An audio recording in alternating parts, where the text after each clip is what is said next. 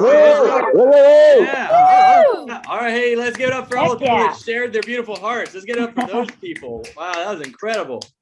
And again, let's give it up for the space that was held during the breaks. Let's give it up for that. Wasn't that amazing? Wow, so that was really good. These shares that we just heard I believe I can say it, be completely honest. That was the most open-hearted, deepest shares on the first share segment that I've ever experienced. We've done like 40 of these or something, and that was the most real, raw, like, bam, here's my heart that we've ever experienced. So that's a really good sign.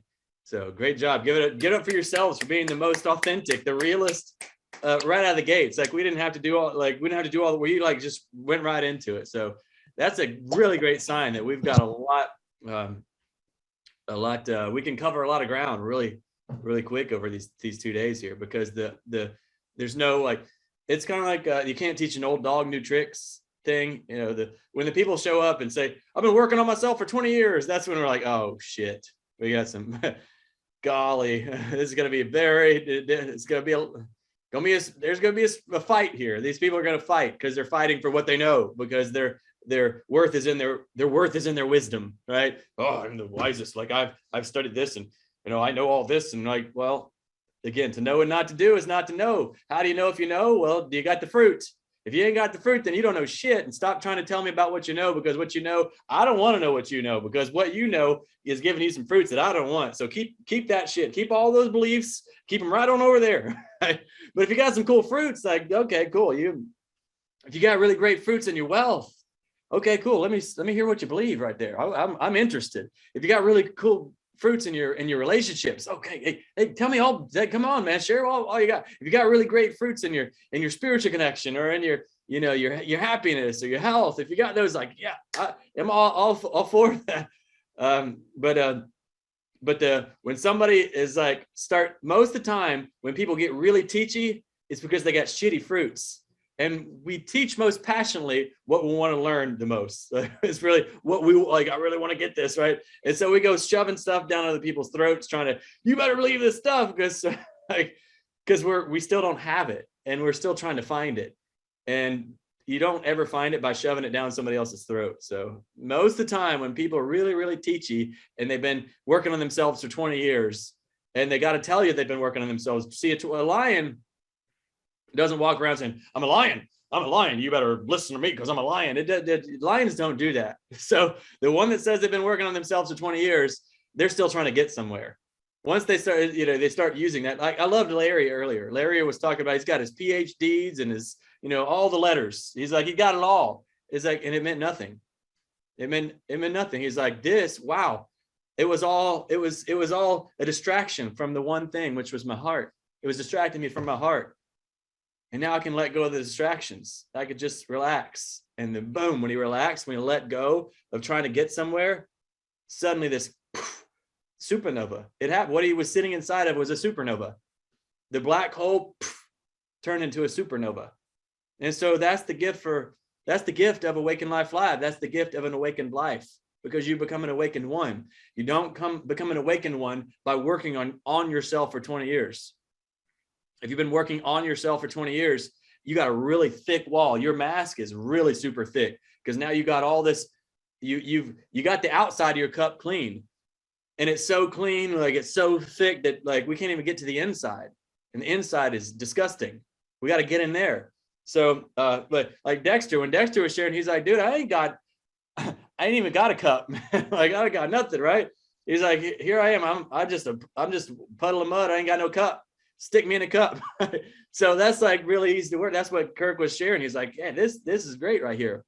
So the ones that are like real teachy, and they're fighting for their beliefs. The only reason they're fighting for their beliefs is because they're still trying to get somewhere. Once you are somewhere, you don't fight for anything anymore. The fight goes away. When you realize that you are where you want to be, you don't fire, you don't, shove anything down anybody's throat. You don't need anybody to change. You don't need to prove how great you are. There's none of that stuff. You're just sharing your heart. So again, my one thing, like, several years ago, God came and asked for my life. And then I was like, what are you going to do with it? But I didn't get an answer. But there was one specific thing that I was told that I got one job, is stay out of the way.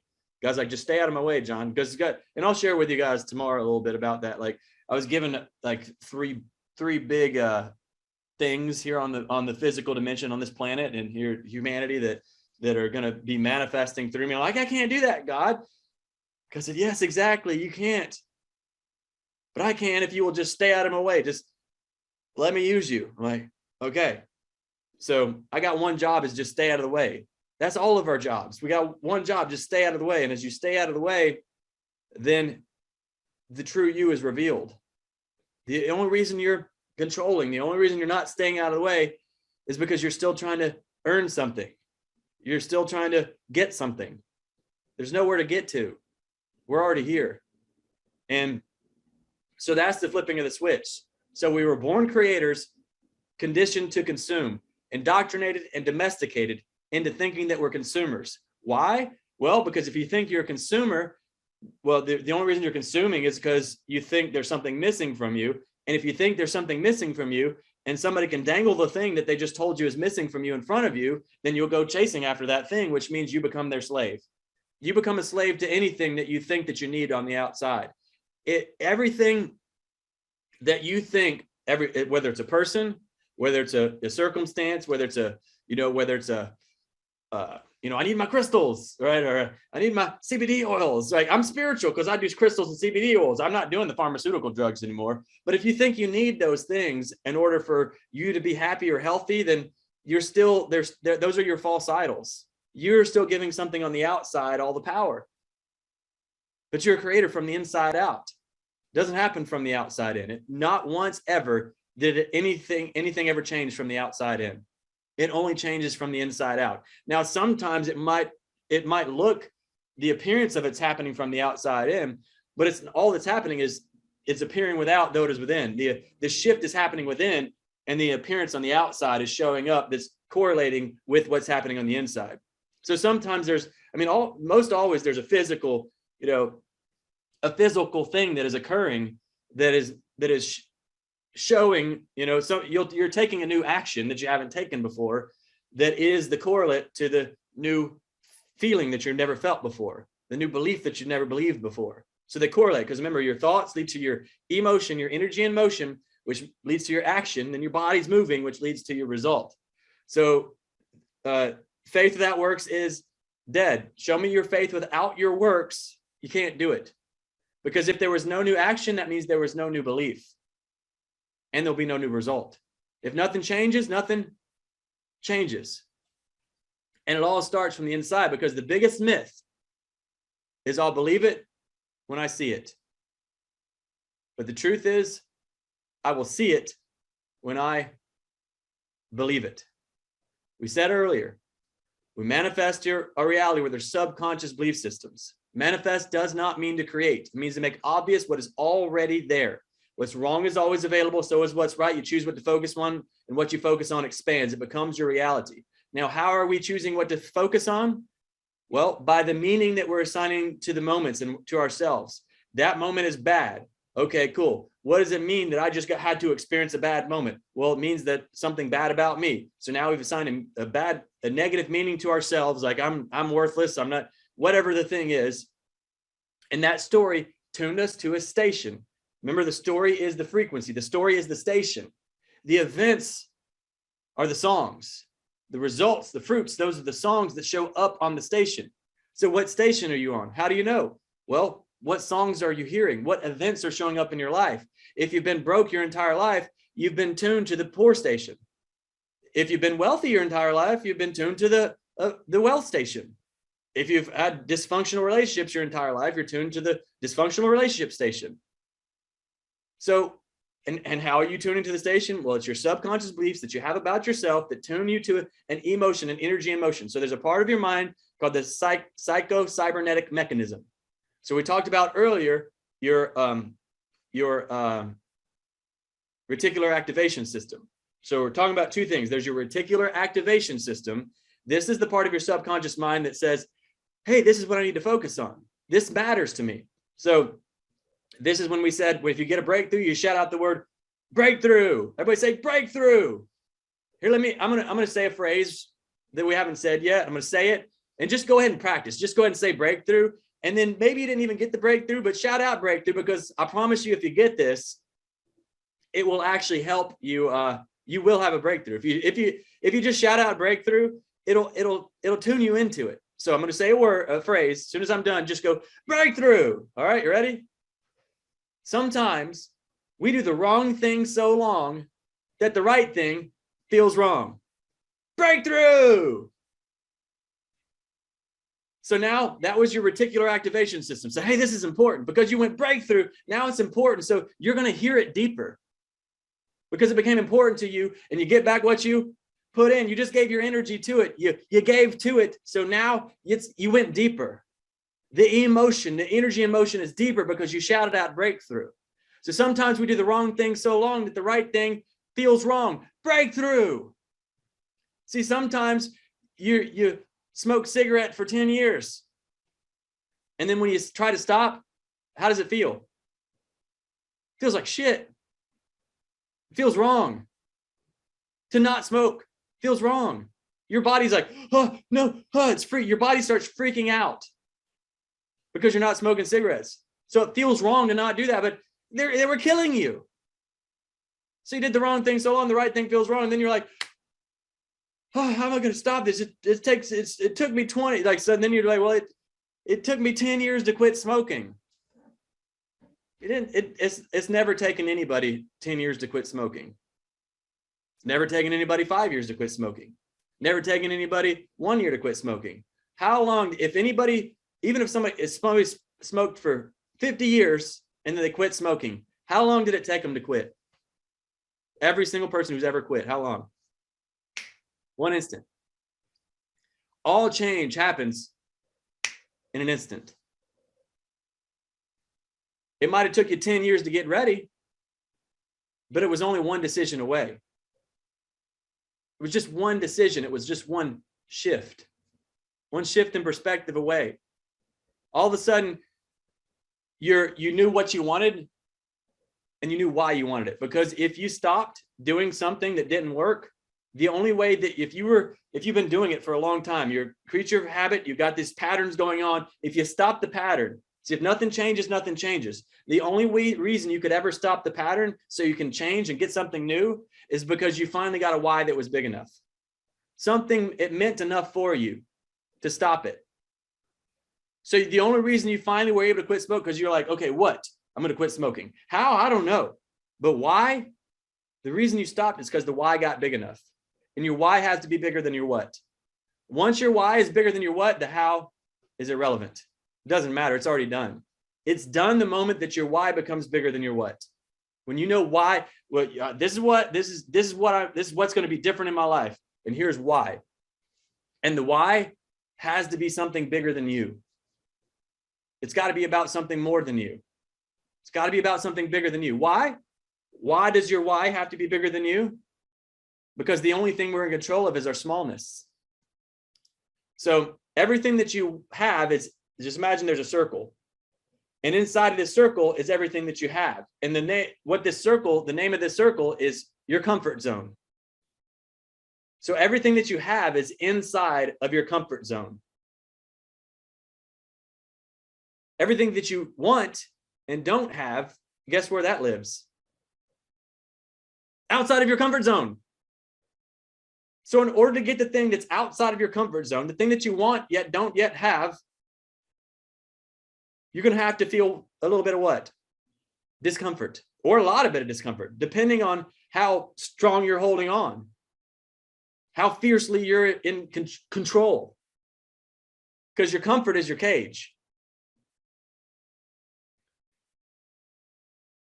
So we're going back to earlier. We said this, there's this reticular activation system, which was, this matters to me. How you know? You put your emotion, your energy in motion. Breakthrough, you shout. I mean, if I were y'all, I'd be shouting out breakthrough constantly in this event. Like breakthrough, breakthrough, breakthrough. I'm keeping that. I want that. I would say, I want that, right? Just start shouting, I want that. Wow, I'm keeping that. That's mine right there. I created that. You know, don't waste your time here. This is 12 hours a day for 2 days straight. Don't waste it. I want that. Like, I'm telling you, these, I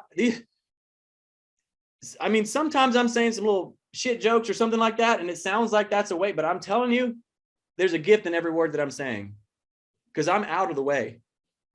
John, little mini me, John, is not here. I'm out of the way. I'll see every now and again, I'll see myself standing up and start to try to think for a second. I'm like, what are you thinking about, John? Just sit down and get out of the way so love can speak. So when everything that's coming out, like I'm taking responsibility for that, to stay out of the way. So what speaking is you speaking to yourself, because ask and ye shall receive. See, you've prayed for changes in your life. You've prayed for something. Now, whether you did a conscious prayer or an unconscious prayer. See, every thought that you hold on to is a prayer. Every thought that you hold on to is a prayer. Worrying is praying. Did you know that? Did you know that you can't worry about someone and love them at the same time? You got to choose. Because if you're worried about them, then you're praying for something bad to happen to them. You're taking your thoughts and your emotion, your energy and motion, your full power of God to manifest something bad happening to someone you're worrying about. So you can't worry about someone and love them at the same time. And that includes yourself. If you're worried about yourself, then you're not loving yourself. Because perfect love casts out all fear, and fear is false evidence appearing real. It was never real in the first place. It was all an illusion. And then you made the illusion more real than real. So the reticular activation system is getting your energy in motion. But there's another aspect of you, of your subconscious, called the psychocybernetic mechanism. And this is like a thermostat in your brain or in your subconscious mind. So what does a thermostat do? Well, you set it for the temperature, and then whatever you set it for, if it gets hotter than that, then the AC kicks on and brings it back down. If it gets colder than that, then the heater brings on it and brings it to your comfort zone. So everyone here has a comfort zone in their health, in their wealth, in their happiness, in their relationships, in their spiritual connection. How do you know what your comfort zone is? Well, your comfort zone is what you got. See, you're not a thermometer, you're a thermostat. But most people are running around thinking they're a thermometer. All they're doing is saying, well, it's 70 degrees outside. They're talking about the weather, right? But they're talking about their life. They're talking about what they've got. I tell my people they can have what they say, but they keep saying what they have. You can have wealth, but I'm poor. You can have health, but I'm sick. You can have what you say, but you keep saying what you have. Your greatest gift is that you're always right, and your greatest curse is that you're always right. What are you fighting to be right about? We had someone earlier was fighting to be right about suffering and evil, taking his full God creator power to make evil more powerful than love, and literally fighting for it. That's okay, but I know what because now you know them by their fruits, but you also know their seeds. You know their fruits by their seeds. So if I know what your fruit are, then I know what your seeds are. If I know what your seeds are, I know what your fruit are. You understand what I'm saying? If I look at your life and I see that you're poor, it's because you believe yourself to be poor. If I see in your life that you're sick, it's because you believe yourself to be sick. Now, why do you want to be sick? Because you want it. It's your comfort zone. So once I see your fruit, I know your beliefs. Or if I see your beliefs, I know your fruit. That dude that popped up earlier, I saw his beliefs. He believes that suffering and evil are the most powerful force on the planet. Guess what his fruits are? I can already tell you what his life is like. He experiences a tremendous amount of suffering everywhere he goes. Well, why? Because wherever you go, there you are. You don't see the world as it is. We see the world as we are. Now, remember, we do the wrong thing so long, the right thing feels wrong. So when you've been fighting for suffering and evil your entire life, it feels wrong to stand as love. See, right now, there's a lot of people, we got to stand up and fight for what's right. See, if you're fighting for what's right, you don't know what right is. Because the truth not only does not need defending, but the truth can't be defended. Because the truth is all that exists. And the moment that you try to defend it and fight for it is the moment you don't know what it is. Because you think it's vulnerable to attack, that someone can hurt it. If you defend it, it's because you think something can hurt it. Did you hear what I said? If you're defending something, it's because you think that someone can hurt it. If you're defending someone, it's because you think someone can hurt them. And that's the belief that you have, and because that's what you believe, that's what you're going to manifest. So if you start defending the truth and fighting for the truth, then you don't know the truth, because the truth can't be defended, because it's all there is. You follow me on this? This is important stuff right here. So it's not a time to fight for something. This is time to stand as something. So whatever it is that you want to experience more of in the world, stand as that. Say, I am that. What's the name of God? I am. The great I am. Anything that you put after I am, you are enacting the full power of God. Kirk talked about earlier integrity. Integrity is honoring your word. Honoring it. Do not use the Lord's name in vain. What's the Lord's name? I am. Do not use the Lord's name in vain. How do you use the Lord's name in vain? I am stupid. You just use the Lord's name in vain. Now that doesn't hurt the Lord. That doesn't hurt love, because love is still good. But now you've used I am to create suffering for yourself, to create stupid for yourself. You didn't change the truth, but you changed your experience, and now you can't see it anymore. Because you took the full power of God to put up a veil. I am stupid. That's not true. That's a lie. I am not worthy of love. That's not true. That's a lie. But because you believe it, what you believe to be true is true for you. It's complete bullshit, but now you're living in a lie. And it's become more real than real. And humanity is living inside of a shared delusion right now. The majority of humanity is in a shared delusion of the power of evil and the power of suffering. And they're fighting. They're trying to destroy it, but resistance breeds persistence. What you fight against, you create. Because it doesn't exist without your fight against it. I would say there is no circumstance on this planet that's bigger than me.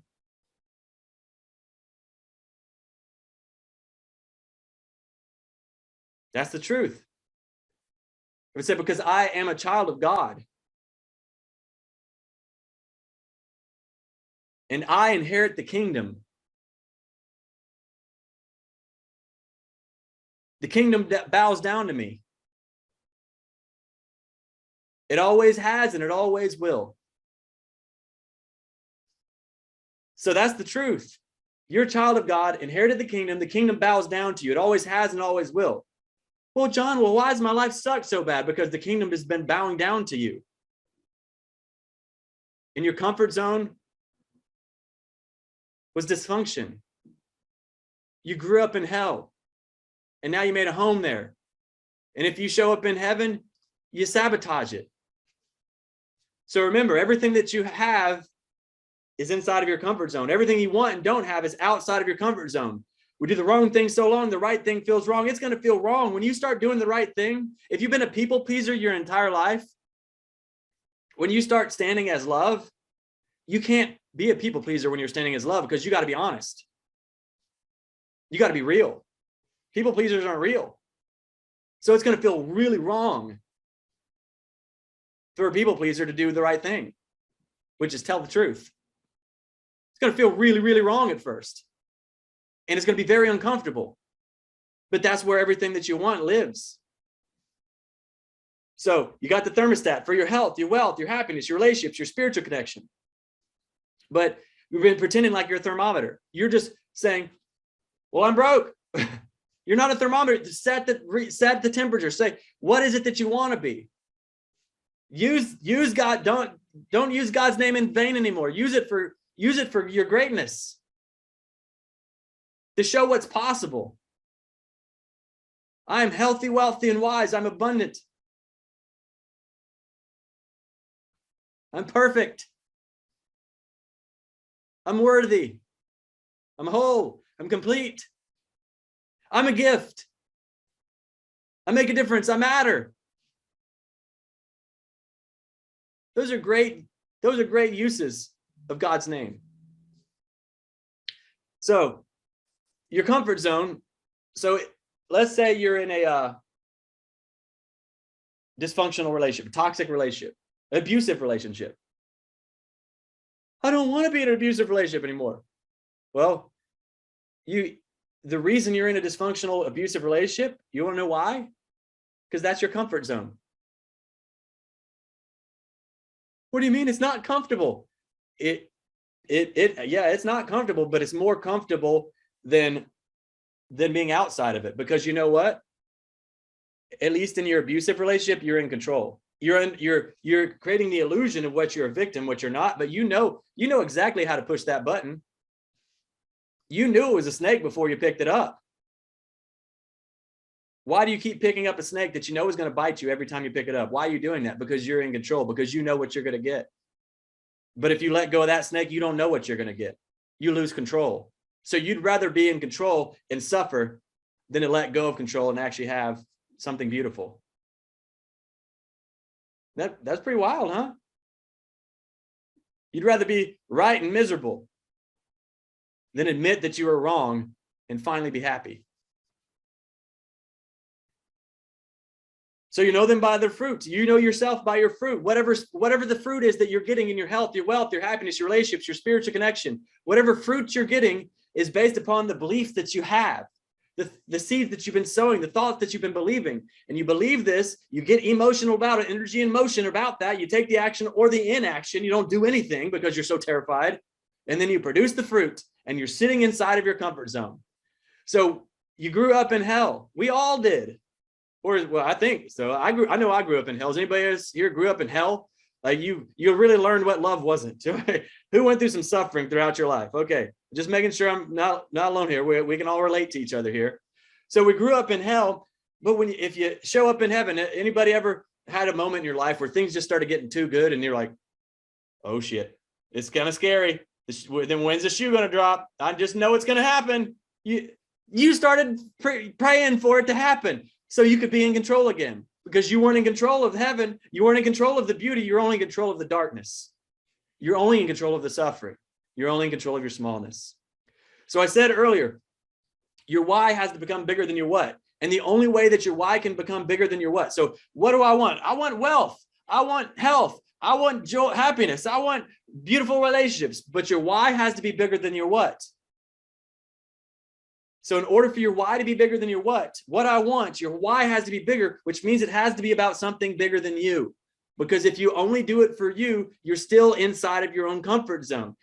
If you do it for something bigger than you, and you're going to see examples of this in just a little bit, you're going to see the example of how it is that, because that's when you can take your foot off the brake, because you have to be, in order to get what you don't have, you have to become bigger than you perceive yourself to be. Because the only thing you're in control of is your smallness. Your foot is on the brake.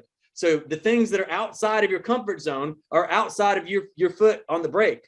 So you've got to take your foot off the brake. But the only way you're going to do that is if you realize that you're bigger than you. You're bigger than the identity that you believed yourself to be. And the only way you'll ever do that is if you do it for something bigger than you. If you do it for like a purpose, a reason, and your why gets big, and then bam, in that one instant, when you find the why that's big enough, the change happens instantly. It might take time for, there might be a gestation period. So, there's a gestation period for apples and oranges and bananas. Like they all have different gestation periods. There's a time that it takes that you got to sow that seed and you got to water that seed. So depending upon what the fruit is, it's going to take, you got to nurture that for a while.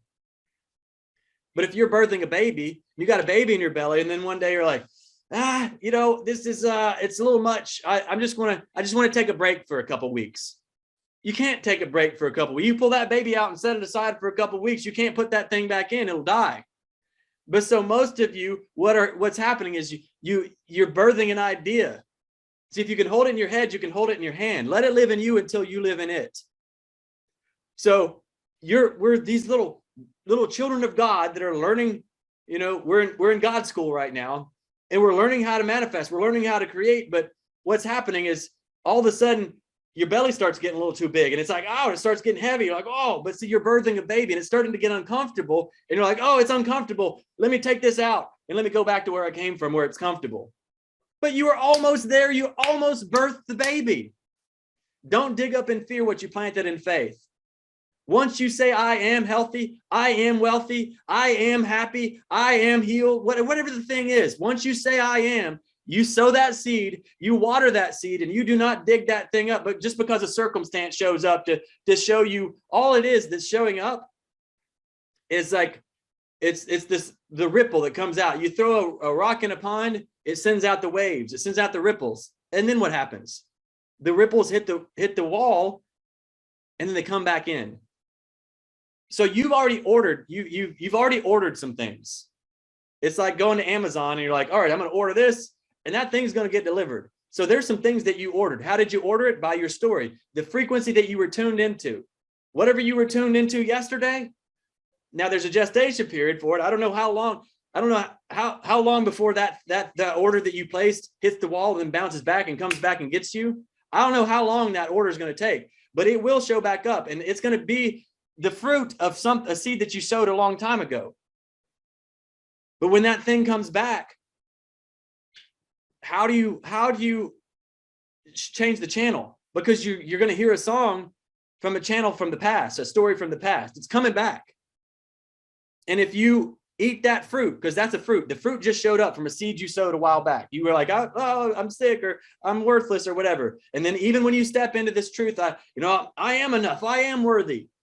I am healthy. I am wealthy. When you start stepping into this, you've got the fruits. You're sitting in the midst of the fruits of the old beliefs. And so what you got to do is, when the fruit comes back, when the results show up, it's the order that you place. The first thing you do is you celebrate. Even if it's something that you don't like the taste of, I hate that fruit, and it shows back up in your life, the first thing that you do is you got to celebrate. Why do you got to celebrate? Because if you don't, you tune to you back to judgment station. Oh, this is bad. Okay, bam, there you go. You're back into the judgment station, and what you resist persists. What you fight against, you create. So the moment that you did that, you just threw another pebble in the pond, a bigger boulder, and there's a feedback loop. Have you ever listened to a musician or been a musician, and when they got the microphone and it gets too close to the speaker, because the microphone goes into an amplifier, the amplifier comes out as a speaker. So what's being said into the microphone is getting amplified. And then the speaker is coming back out what's being amplified. Well, when that microphone gets too close to that speaker, what happens? It's like it's getting, the amplification is getting amplified. And it goes, it starts to squeal because the amplification is getting amplified. So that's what happens whenever you resist the thing that you already asked for. It shows up, and then you get too close to the speaker. If you don't keep the space between the collection and the collector, then you get consumed by it, and then it just comes a feedback loop, and then suddenly you're trapped inside of this, like, squealing. It's just it's hell. You're trapped in the suffering. So you got to get the space back. And how you get the space back is you relax. You don't fight against the thing. You don't make it become the biggest. You don't focus on it. You don't focus on the problem. You look at the problem and remember what the problem is. It's the shit of opportunity. Right? The problem is the shit of opportunity. So you look at the problem like, oh, look at that shit right there. That means there's an opportunity somewhere, because it just took a shit right there. And so you look at the shit only so you can find the opportunity. That's a good one, man. I'm glad you guys created that metaphor right there. That's a really good one. So that's what you do. You don't focus on the shit. You're like, okay, I'm going to find the opportunity because I see the shit. And then you go find it, and then you hop on that pony and you ride. You have a good time on that thing. So when the shit shows up, you celebrate. Yay, this is really great, because I know there's an opportunity right here. I'm so excited. I can't wait to find it. And then once you've done that, when you celebrate what you once judged, then the resistance is gone. And what happens when the resistance goes away? It will be done with you when you are done with it. I'm done with it, John. Oh, no, you are not. Yes, I am. Make it stop, John. I'm done with it. Oh, no, you are not. How do you know I'm not done with it? It looks to me like I'm done with it. It looks to me like you are head deep in shit right now is what it looks like to me. How do you know when you're done with it? When you stop resisting it, when you stop judging it, when you stop fighting it, when you love it. That's how you know when you're done with it. When you no longer need the circumstance to change for you to change. That's how you know. Now you put it on the altar. Once you put it on the altar, you're done with it. Before you're like, this person needs to treat me like that, or I'm never going to get to be happy. Okay, well, that person is your God right now. You're not done with that person treating you like that.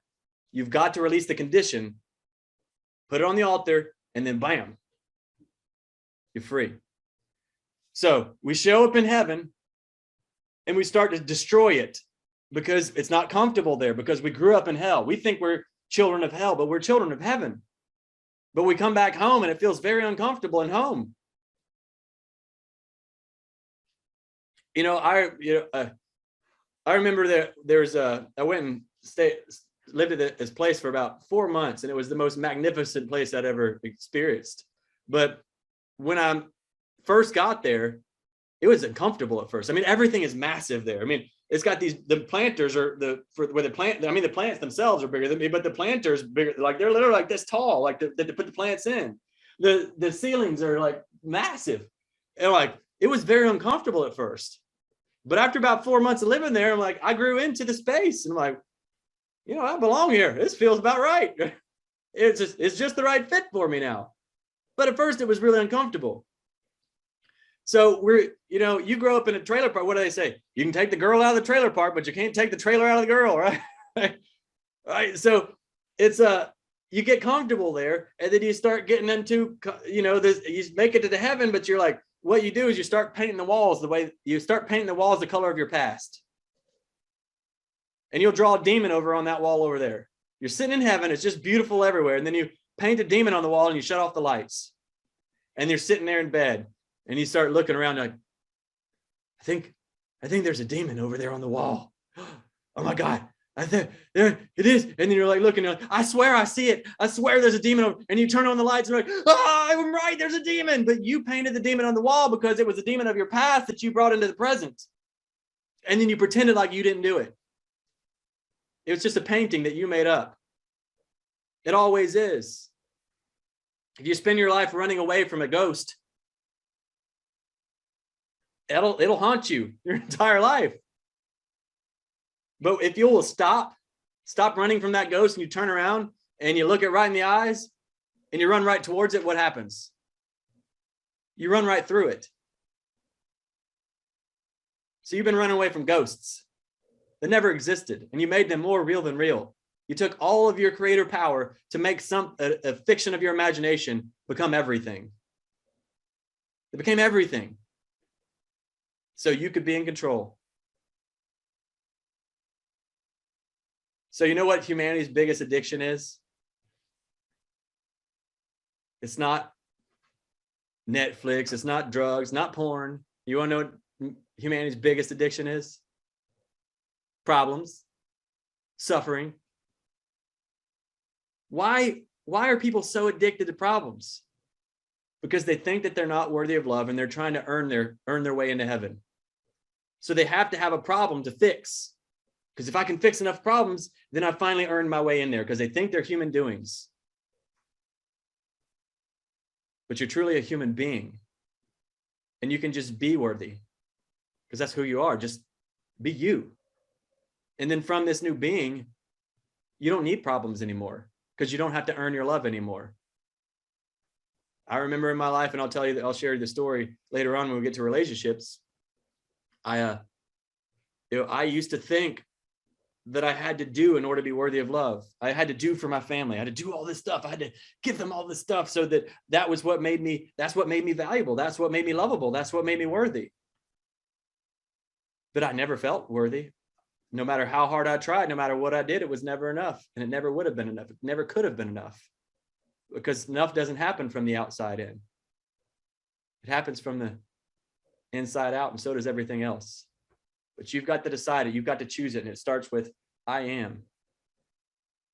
I tell my people they can have what they say, but they keep saying what they have because they think they're a thermometer, but they're really a thermostat. They think they're consumers, but they're truly creators. You created it all of it. And until you take responsibility for that, you'll never be awake, because the percentage of awake you are is exactly proportional to the percentage of responsibility that you've taken. That's your litmus test. You want to know how awake you are? Well, look at how much responsibility you've taken. There's people, I had my awakening 20 years ago. You had an awakening 20 years ago. I've been hearing you whining a bitch about your children for the past 30 minutes. I hear you whining and bitching about your mama and your daddy for the past hour. That don't sound like you've taken any responsibility, which means you're not awake at all. You can't sleep at night because your children don't like you. That means you're like 100% asleep right now,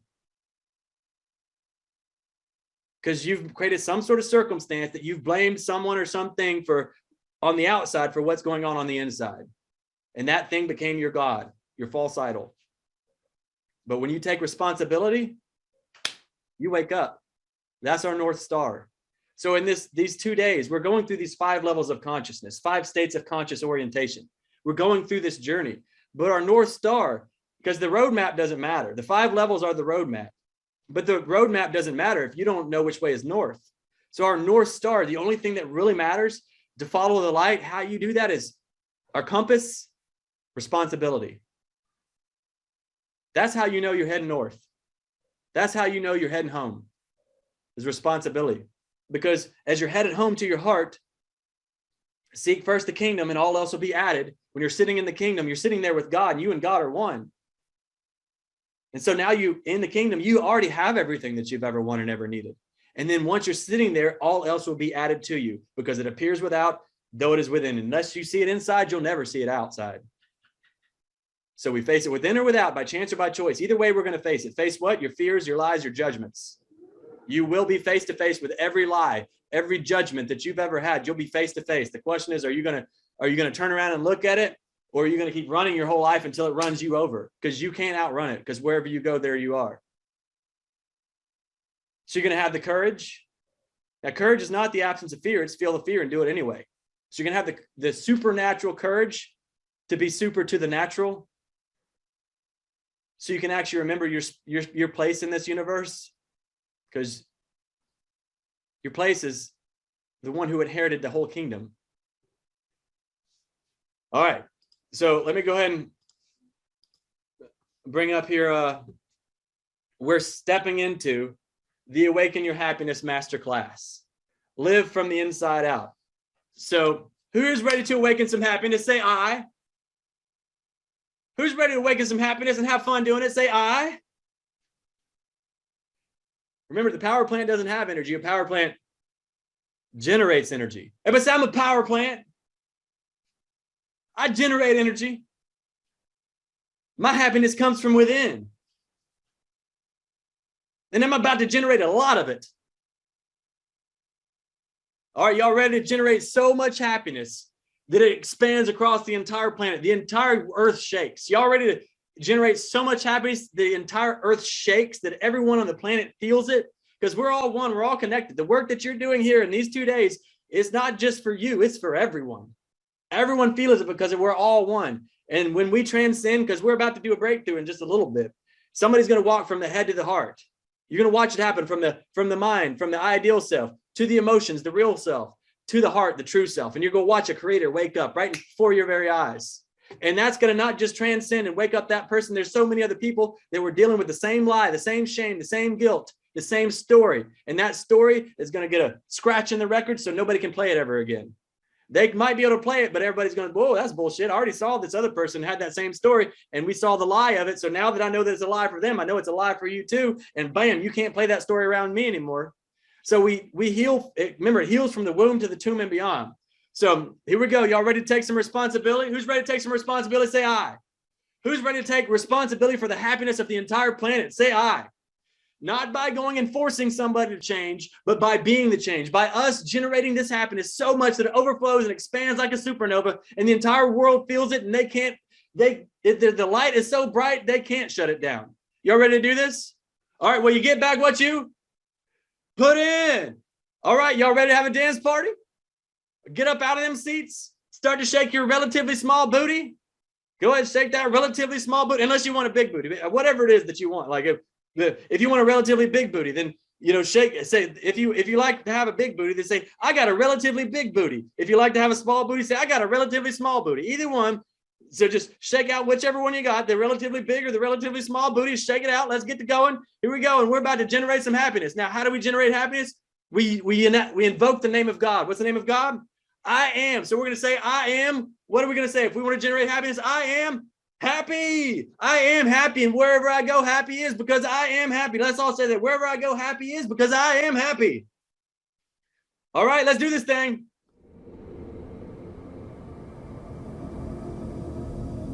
Get them cameras on, y'all. Let's see that. Let's see that booty shake. Come on, shake that booty. Get the cameras on. Turn them cameras on. Sunshine, she's here. You can take a break. I'm a hot air balloon that could go to space. With the air, like I don't care, baby, by the way. Because I'm happy. Clap along if you feel like a room without a roof. Because I'm happy. Clap along if you feel like happiness is the truth. Because I'm happy. Clap along if you know what happiness is to you. Because I'm happy. Clap along if you feel like that's what you want to do. Here come bad news, talking this and that. Well, give me all you got and don't hold it back. Well, I should probably warn you, I'll be just fine. No offense to you, don't waste your time. Here's why. Because I'm happy. Clap along if you feel like a room without a roof. Because I'm happy. Clap along if you feel like happiness is the truth. Because I'm happy. Clap along if you know what happiness is to you. Because I'm happy. Clap along if you feel like that's what you want to do. Hey, go. Bring me down, can't none bring me down. Your love is too high to bring me down. Can't none bring me down. I said, bring me down, can't none bring me down. Your love is too high to bring me down. Can't none bring me down. I said, clap along if you feel like a room without a roof. Clap along if you feel like happiness is the truth. Because I'm happy. Clap along if you know what happiness is to you. Because I'm happy. Clap along if you feel like that's what you want to do. Because I'm happy. Clap along if you feel like a room without a roof. Because I'm happy. Clap along if you feel like happiness is the truth. Because I'm happy. Clap along if you know what happiness is to you. Because I'm happy. Clap along if you feel like that's what you want to do. Hey, go. Bring me down, can't none bring me down. Your love is too high to bring me down. Can't none bring me down. I said, because I'm happy. Clap along if you feel like a room without a roof. Because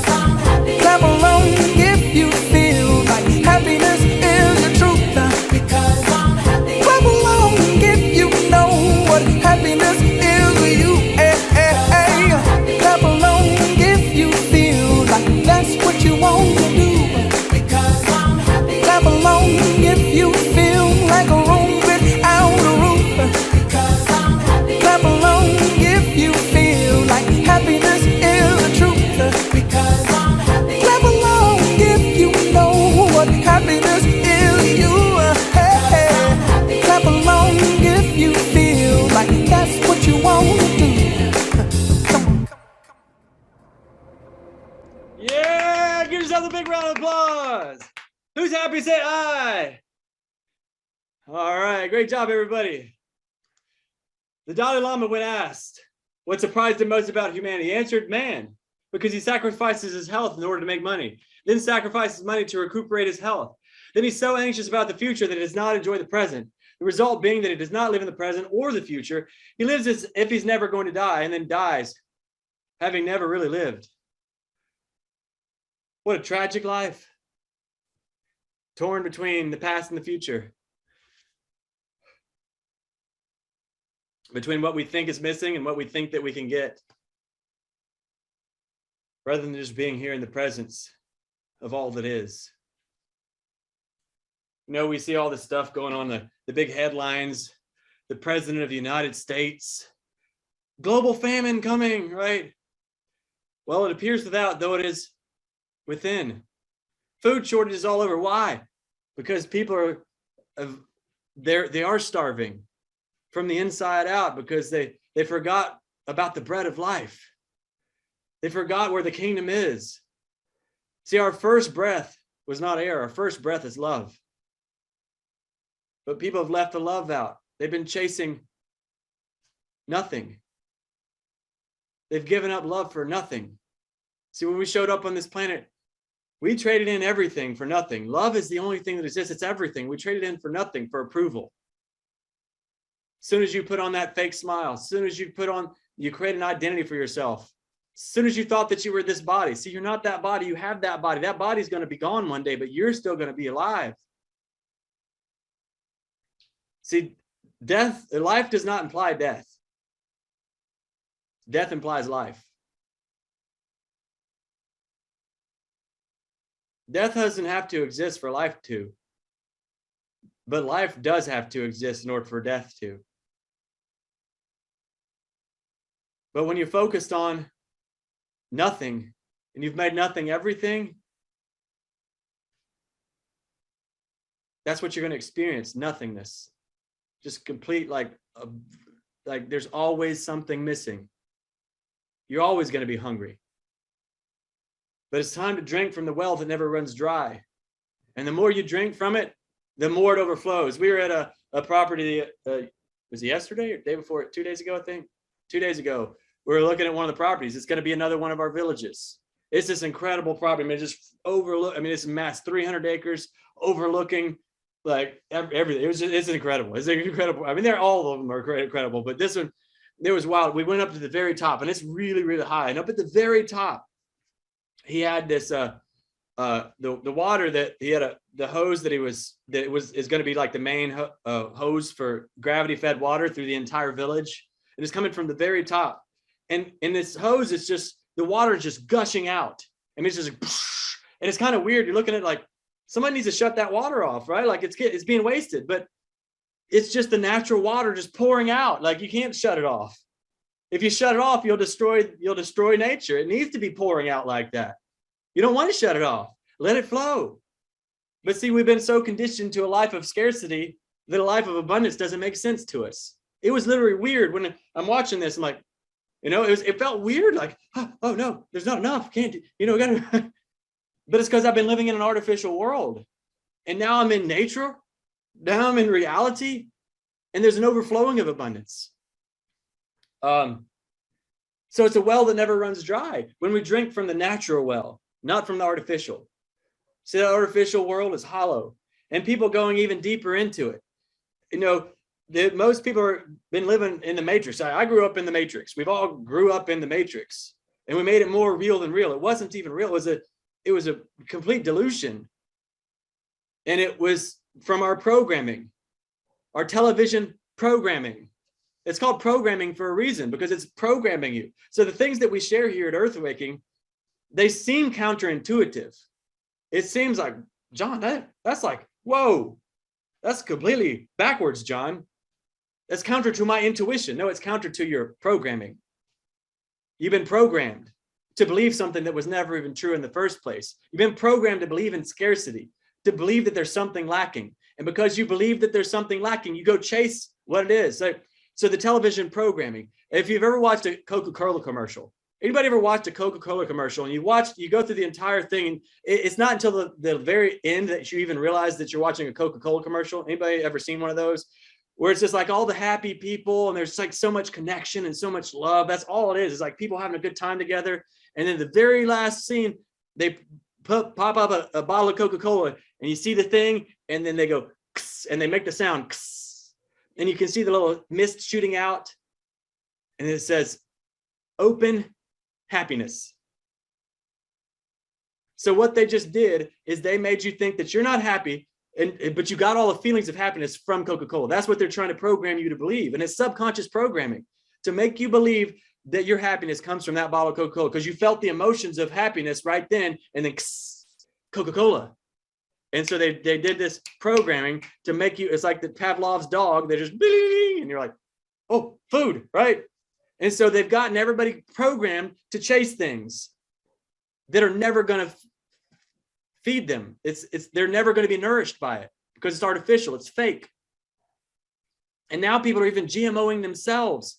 They're getting these crazy shots full of just literally GMOing themselves to be fixed when you were good to go already. You had a great immune system, and now now you don't have it anymore because you believed that you didn't have it. Now you took an action from fear and now reinforced the lack of it, but it's okay. You can still always return to nature. You can always return to the garden. Have you guys all remember the story of the prodigal son? So you can always return to the garden. And when you return to the garden, there will always be celebration because love loves you the entire time. Only you didn't love you. It was only you that didn't love you. Love still loves you because that's what love does. That's what love is. Love loves unconditionally, but you didn't love you. You thought that you weren't enough. So the prodigal son inherits the kingdom, right? And then he goes and squanders it all because he thinks that this world is going to give him something, some sort of joy, some sort of happiness that he doesn't already have. And he squanders it, gives up his entire inheritance and blows it all. But the entire time, there's the other son, the good son. He does everything right. He stays there in the kingdom and works his tail off, doing everything right. And then one day, the bad son, the prodigal son, blows it all. He's got nothing left. And he's going to die, He's got like, what am I going to do? I can't feed myself. I lost it all. I traded it all for all these pleasures that don't last. And the more I consume the pleasure, the more I need the pleasure. And I'm a black hole. And he realized that he traded in everything for nothing. And he's going to die.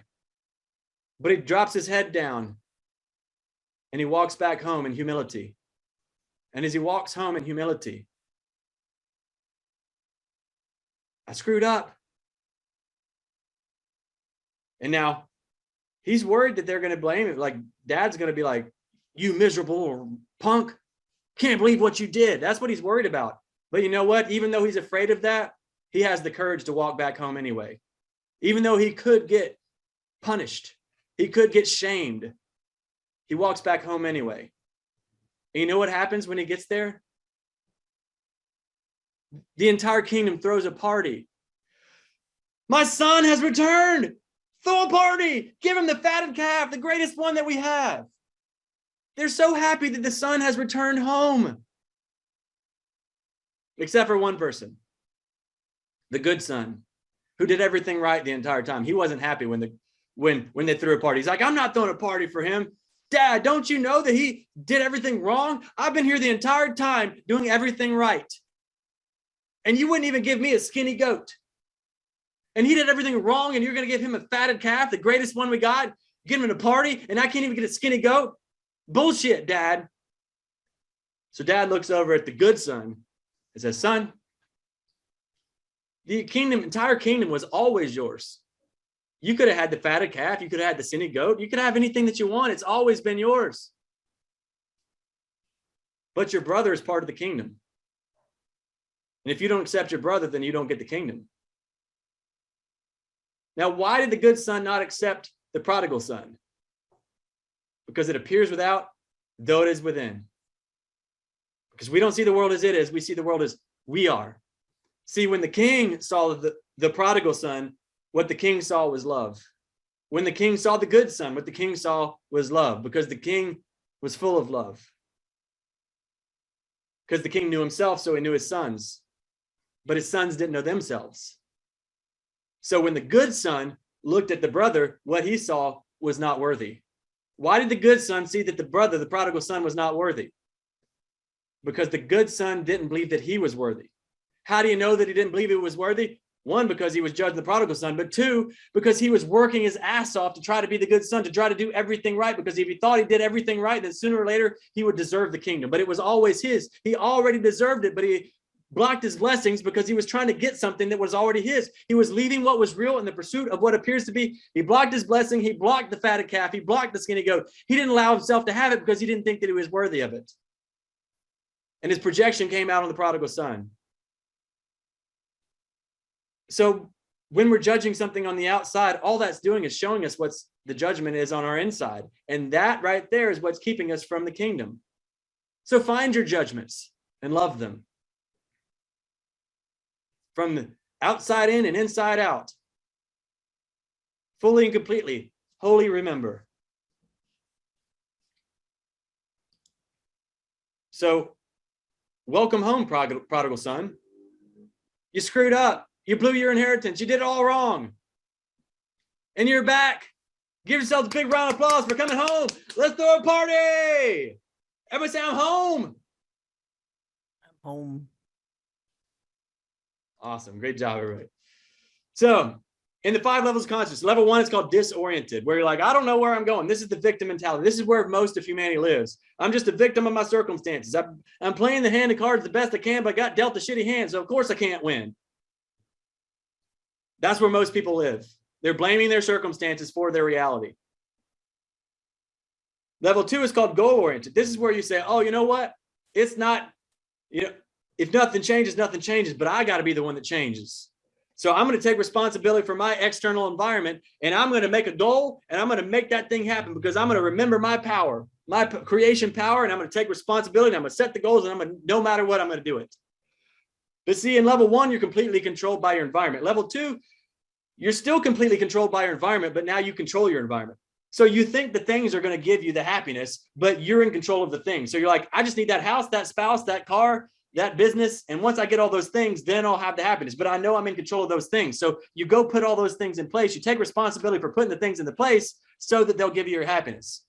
So you're still controlled by the outside world, but at least you're in control of the outside world. Versus level 1, I don't even know. It's like it's just whatever. You're just a pinball getting swept around, conforming to the patterns of this world. Level 2, you're being transformed by the renewing of your mind is the beginning of it.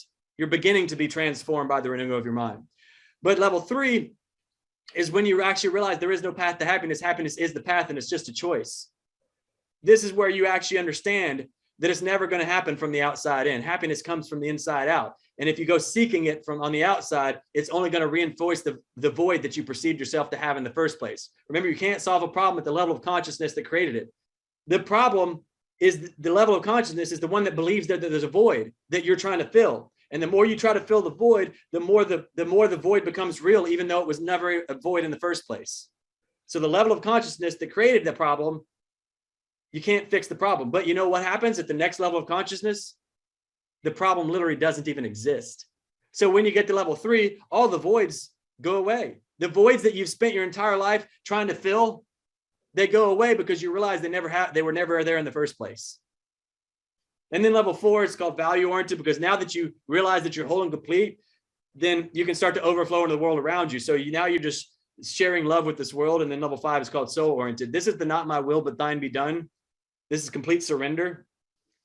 So a lot of people so this is like giving your life to God kind of thing. Level 5 is I'm surrendering over to God. Now I and my Father are one. There is no separation between you and God, but you can't see the picture when you're inside of it. So in this perspective, as you're walking around on this earth, as the unique expression of love in that body, there's the I and there's the one. So they're both there. But you've got to surrender over to the one because you can't see the picture when you're inside of it. So you come from the higher perspective of the one, and then the one can direct the all and the only can direct the single perspective that is walking around in your body. So that's what level 5 is. But people are like, I want to give my life to God. Well, you can't give away something that you don't have. That's the problem. Most people are trying to go to level 5, but you can't go to level 5 because you got to take your life back first before you can give it over. Most people's teachers, preachers, friends, family, media, government, and job have their life. If love asks most people to do something, like, well, I can't because my bank account says I can't. I can't because my boss says I can't. I can't because my spouse says I can't. I can't because my children, because my parents say that I can't. And you make all these excuses based upon all the strings that you're attached to. Because there's a quote, a Bible quote that says, you gotta hate your family. If you want to follow love, you gotta hate your family relative to love.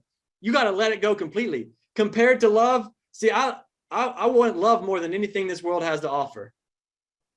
And you've got to get to that point where you want choose love over anything this world has to offer. And once you've done that, the love overflows, and the conditions that you thought that were the containers that you thought were holding the love, you understand that those weren't the only spots where love was. There was actually no spot that love was not. And you can actually open that up and get to feel it fully when you can put everything and everyone on the altar. So most people can't go to level 5 because they got to take their life back first. They can't blame their bank account for why they can't do what they're called to do. They just got to say yes. See, faith untested can't be trusted. And if you know how to do it, it doesn't take faith. And if it doesn't take faith, it's not big enough. Why is it not big enough if it doesn't take faith? Because you're still sitting inside of your comfort zone. And if you're still sitting inside of your comfort zone, then you're still in control, or at least perceive yourself to be. So you have to do things that you don't know how to do. You just got to say yes.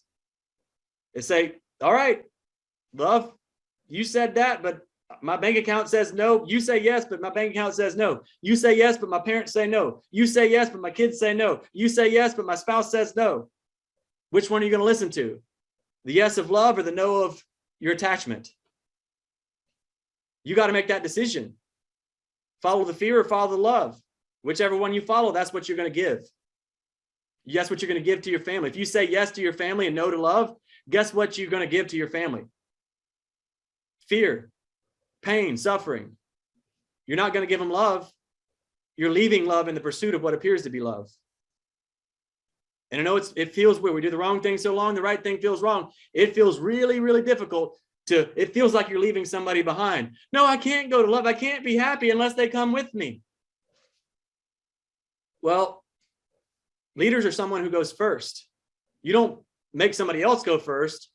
You got to go first. And the reason that you're here is because you're someone who goes first. In your family, you were the black sheep, probably. The reason you were the black sheep is because you were the one that wouldn't conform. You couldn't, because you weren't born for that. You were born to cut the trail. You were born to birth the new earth. Thank God the world couldn't put you to sleep, because you were here to wake the world up. But you got to go first. Your family, those people, they can't go right now because they weren't built to cut a trail. You were. They were built to climb the rope after you throw it down, but they can't get there without the rope. You were created to stay awake. You were created to bring them home. But then as your family gets brought home, then they're going to be the ones that are created to bring other people home. They're like, hey, I couldn't get there without a rope, but now I found a rope, and bam, there's other people that only could go with the rope. But now these people that only could go on with a rope, they can show the other people, hey, look, there's a rope. I know you didn't think that you could make it, but look, there's a rope right here. So then they become leaders. And then there's the people who are like, well, I can't come. I need 2 ropes and somebody carrying, dragging my ass up there. Okay, great. Well, then at some point, there's going to be helicopters could come down and get you. I couldn't get up there without a helicopter. I mean, if you got like an elderly grandma, she ain't going to be climbing up a mountain. She's going to have a helicopter. But we got to get to the place of having helicopters. But the only way to get there is somebody's got to go first. And you're the one. Everybody say, I'm the one.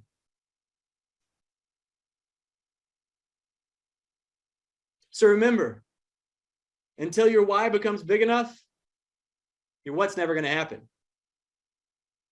So those dreams, those beautiful visions that you've held, maybe you wouldn't go manifest them. Maybe you wouldn't, you wouldn't step into it. You wouldn't say yes because you didn't know how. Maybe you wouldn't do it because you thought it was just for you. But guess what? It's not just for you. It is for loved ones. Because what you give to yourself, you give to this world. And you make it possible. And you make a way where there was once no way. But the only way to do that is to believe that love has already cut a trail for you. And you just got to step. You got to leap when you don't have wings. So he who blames others has a long way to go on his journey. He who blames himself is halfway there. He who blames no one has arrived. So this is like the awakening journey. It's about taking responsibility. So the first step in responsibility is, see, we go where we live emotionally. Everybody just go ahead and shout out breakthrough after I say this, and then you can actually really get it. Okay. Remember, as soon as I'm done, just what are you going to shout out? Breakthrough. All right. So now you're already prepared. Like you've already got the energy flowing, because this is really important. So we go where we live emotionally. We use our environment to get ourselves there. Breakthrough. Okay. I don't know why I just shouted out breakthrough, but it felt good. What does that mean, John? Well, remember, you got your thermostat. So maybe your thermostat is set for anxiety. Maybe it's set for depression. Maybe it's set for suffering. So that's where you live emotionally. That's your comfort zone. That's your home. So then what do?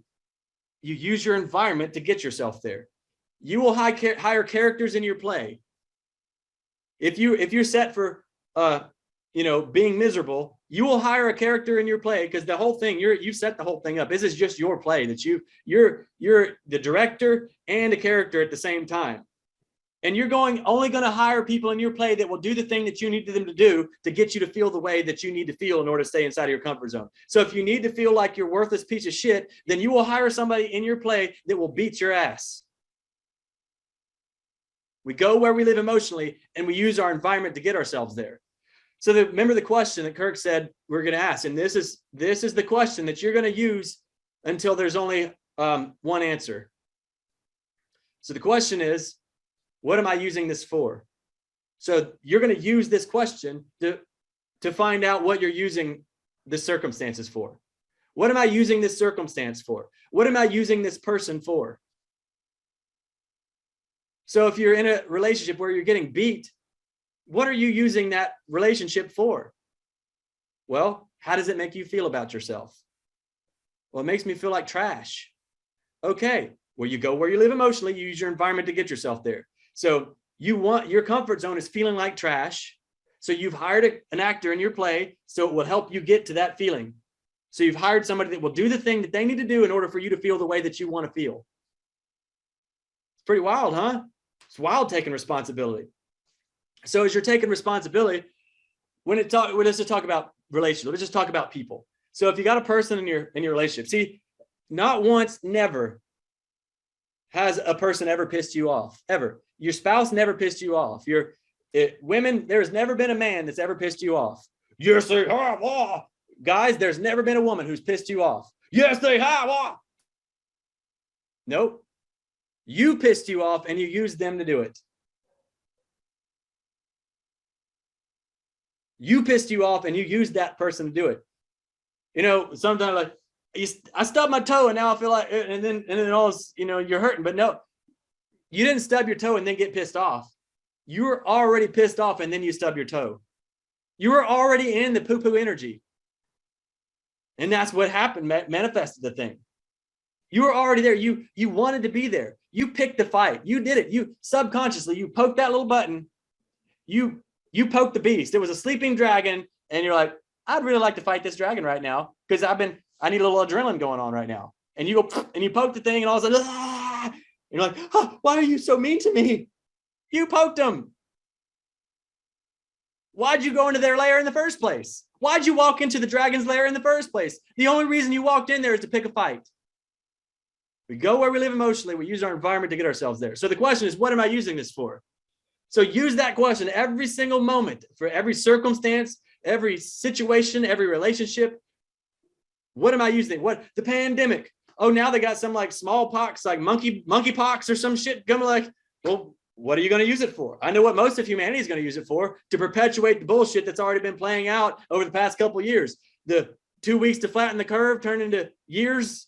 Like, it wasn't 2 weeks to flatten the curve. It was 2 weeks to prime your fear, to get it to be more on focus. So you would more focus on it, and so you would start taking actions from your fear, so you get further into the darkness, so you'd be more controllable. So what are you going to use it for? I'll tell you what I'm going to use it for. I'm already using it. And it's starting to spread across the planet. I'm already using it to set people free, right? What are you going to use it for? I'm going to use it for faith. If I get monkey smallpox, I'm going to be like, oh, wow, I can heal this shit. That's what I'm going to do. I'm going to be like, oh, this is exciting. I got something new that I can show the world how, what's possible. Look at this, monkey smallpox. Woo! Whatever it is, I'm going to use it for faith. I'm going to use it to show the world, to represent God on this planet. No matter what it is, I'm going to show them how powerful love is. So the question is, what are you going to use it for? To show the world how powerful love is, or to show the world how small you are? You get to decide. Are you going to use your relationship? What are you using your relationship for? You get to decide. See, remember earlier, I told you something that I know about each and every one of you, and there's nothing you can do about it. I know that you love me, and there is nothing you can do about that. There's that dude earlier, Daniel, he's calling me like Antichrist or some shit. And you know what? He still loves me, and I don't give a shit what he calls me. I know he loves me. I know he loves me. And there's nothing he can say, there's nothing he can do to convince me otherwise. He can convince himself, but he ain't gonna fool me, because he still loves me, and I still love him. And we're still connected. We are still remembered. There's nothing he can do to disconnect himself from me. He's stuck with me for all of eternity. Sorry, buddy. But one day he'll learn to love me too. And in that moment is when he will remember who he is.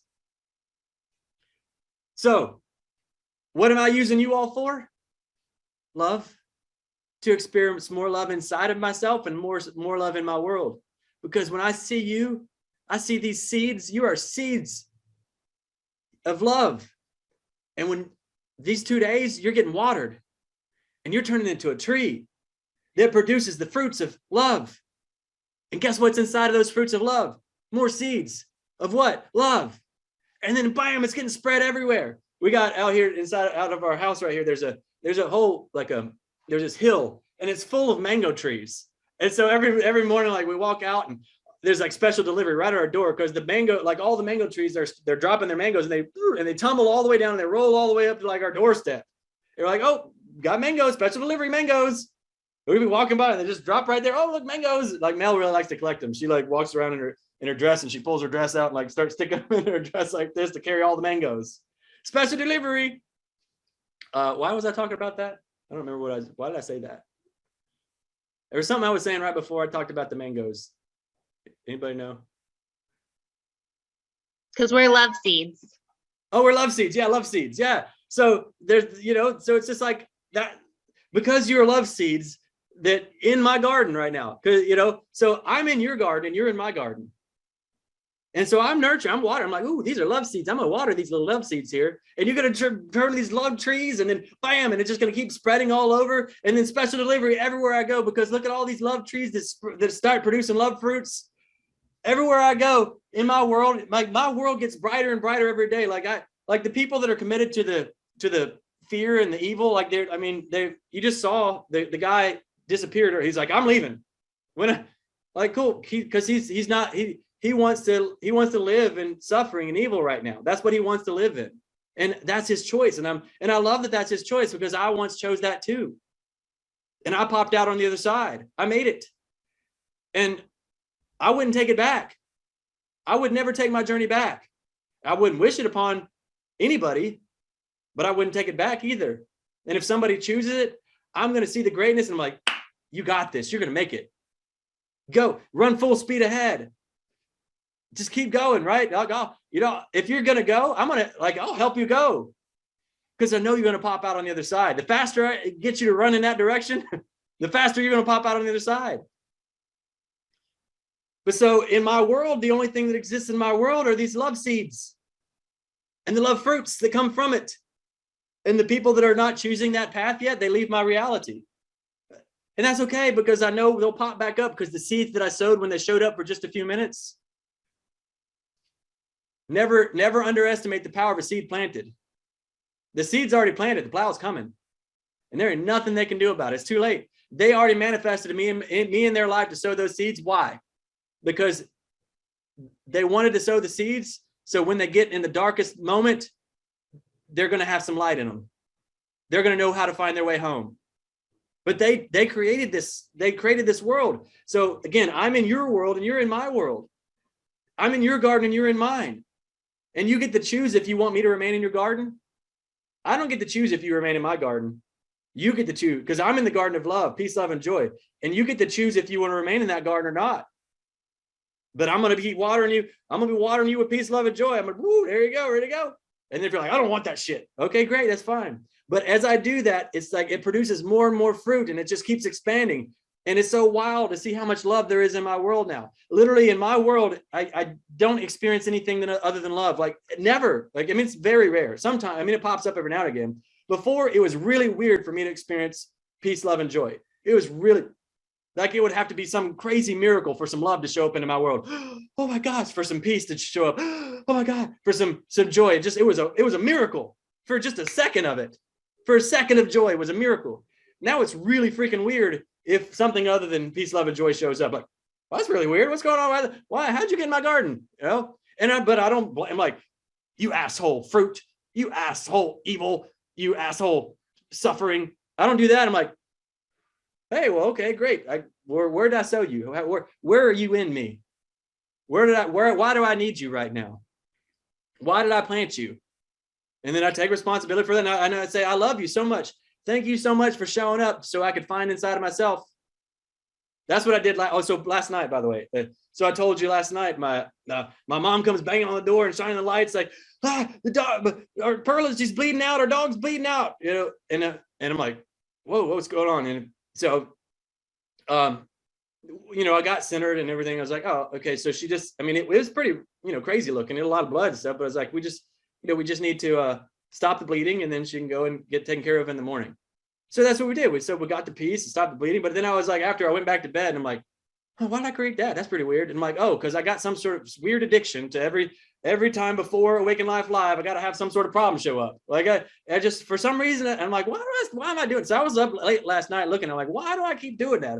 Because it was weird. Because like Mel, it's like previous, like she doesn't really do it anymore because I don't need it to anymore. But for some reason, Mel would like get triggered the night before, and she'd be up all night upset right before Awaken Life Live. And I'd be up till 3 a.m. trying to calm her down. Like that's how it used to be. And now, like, so last night she was like the most, it was just the highest vibe I've ever seen her. And I was like, wow, this is really great. But then it like all of a sudden in the middle of the night, bam, bam, bam, bam, bam, like, so I know that I did that. And I'm like, and I was looking last night, why did I do that? Like, and I was like, so I started releasing my need for victims. I started releasing, okay, I still got it in there. Okay, so I don't need that, or let that go. It's okay, you know. And then everybody got to peace. And then, you know, we woke up this morning and we got a whole village here. So people were there was other people that were there able to take care, you know, Bianca, she put Perla in the car this morning and took her to the, Bianca and Chris took her over there, and then she's getting taken care of. She's all good to go. So we got a whole team here, and it's just beautiful, and everything's okay. But we got to get to peace, because at first, like mom was freaking out. I'm like, just relax. It's okay. Everything's perfect. You know, we put the thing on, and, you know, people were being peaceful, and it was just, you know, a beautiful thing. And you know what? Now I had this beautiful example that I get to share with you guys of how I produced some shit in my life that I've kept doing before, but now I feel like, okay, you know, I think that I did it. I think that was it. That was like the final one. Have you ever? It's kind of like at the when you're playing a video game, like there's always the boss man at the end, the last guy, and he's the hardest one. Right? So it's the one that punches the hardest. Like, damn, you hit me hard. Okay, and then when you're like, you know, don't fight it and don't resist it, then all of a sudden it just, oh, and what it was, because it's my ego, how my ego shows up. It's the hero. It just always has to save people. And so I didn't have to save Mel last night, but and I didn't have to save my mom either. So I stopped. I no longer need to save mom. I let that go. That was my first, you know, person I had to save all the time. And then And then it moved on to Mel. I had to save Mel all the time. So no longer had to save mom and no longer had to save Mel. But then mom's dog showed up. So now I had to save mom's dog. But I was like, actually, no, and I released the thing in me, the ego, the superhero cape. Like I didn't need it anymore. So I can just see me letting go more and more of the need to save people. I was talking to our global movement mastery group the other day, and I was saying I've noticed that because you get what you tolerate. You get what you tolerate. So I realized that I no longer tolerate people fighting for their dysfunction.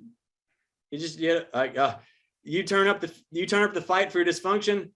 I'll turn the heat 10 times hotter. So it's going to burn that dysfunction out of you, or you'll be like, shit, I got to get out of here. I'll go fight for my dysfunction somewhere else. I'll go fight for my smallness somewhere else. And so, and I see also, because remember earlier, whenever you all were sharing, when we did the shares, and I was saying, wow, that was the deepest shares that I've ever seen right out of the gates. Like you all just open up your heart, because you know what? I didn't need you to fight anymore. Before, like I needed people to come up and do all this fight. I'm like, no, I don't need it anymore. I'm not tolerating that. And that's why did you notice I was doing the thing? If you haven't been here before, you probably didn't really notice what it was different. But I said many times, I'm like, no, don't come here teaching. Because what the teaching is people fighting. When you come in and you start trying to teach everything, you're just fighting to stay small. You're fighting to keep your bullshit and to stay suffering. So you can still look cool, because you'd rather look cool than actually get the fruit. Get the results that what you actually showed up here for. You got here that the fruit of miracles can occur in your life right here. But rather than coming in and receiving the miracles, you just want to go tell everybody how cool you are and how smart you are, so you can still look significant. And I really did that like more than I usually do. And because I'm like done. I don't need anybody to fight. I don't need that stuff anymore. So I drew the line. I'm not tolerating that. And then boom. You guys came in, and I didn't have to fight you all to be authentic. I didn't have to fight you to be real. I didn't have to fight for it. You just shared, like, here's my heart, So I used a circumstance to let go a little bit more of my hero. That's my ego. My ego is the hero. I let go more and more every day. So, all right, cool.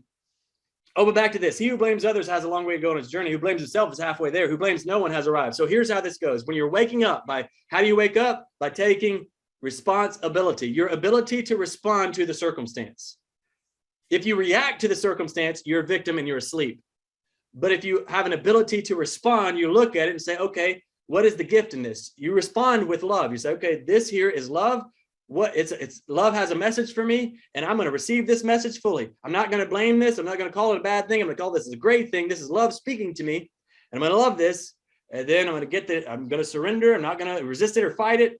And I'm going to get the message. And so that's responding ably, staying centered, having an inner standing, bringing certainty in a world of chaos. The chaos doesn't suck me into it. I bring peace to the chaos because I have an inner standing. I'm centered. I know who I am. I am peace. I know why I am. Why I am is peace. That's who and why I am. That's why I'm here on the planet. Is to bring peace to it. Not by ignoring shit, but by right action, taking the right action that will rip through the veil. By speaking truth. By standing as truth. So, how you wake up, how you take responsibility. The first step is to say, you know what, that person, the only reason that person did that to me is because I allowed them to do that to me. That's the first step of responsibility. And it's hard at first because we do the wrong thing so long, the right thing feels wrong. You spend your whole life believing yourself to be a victim and fighting for that reality. Then to say, well, I allowed that.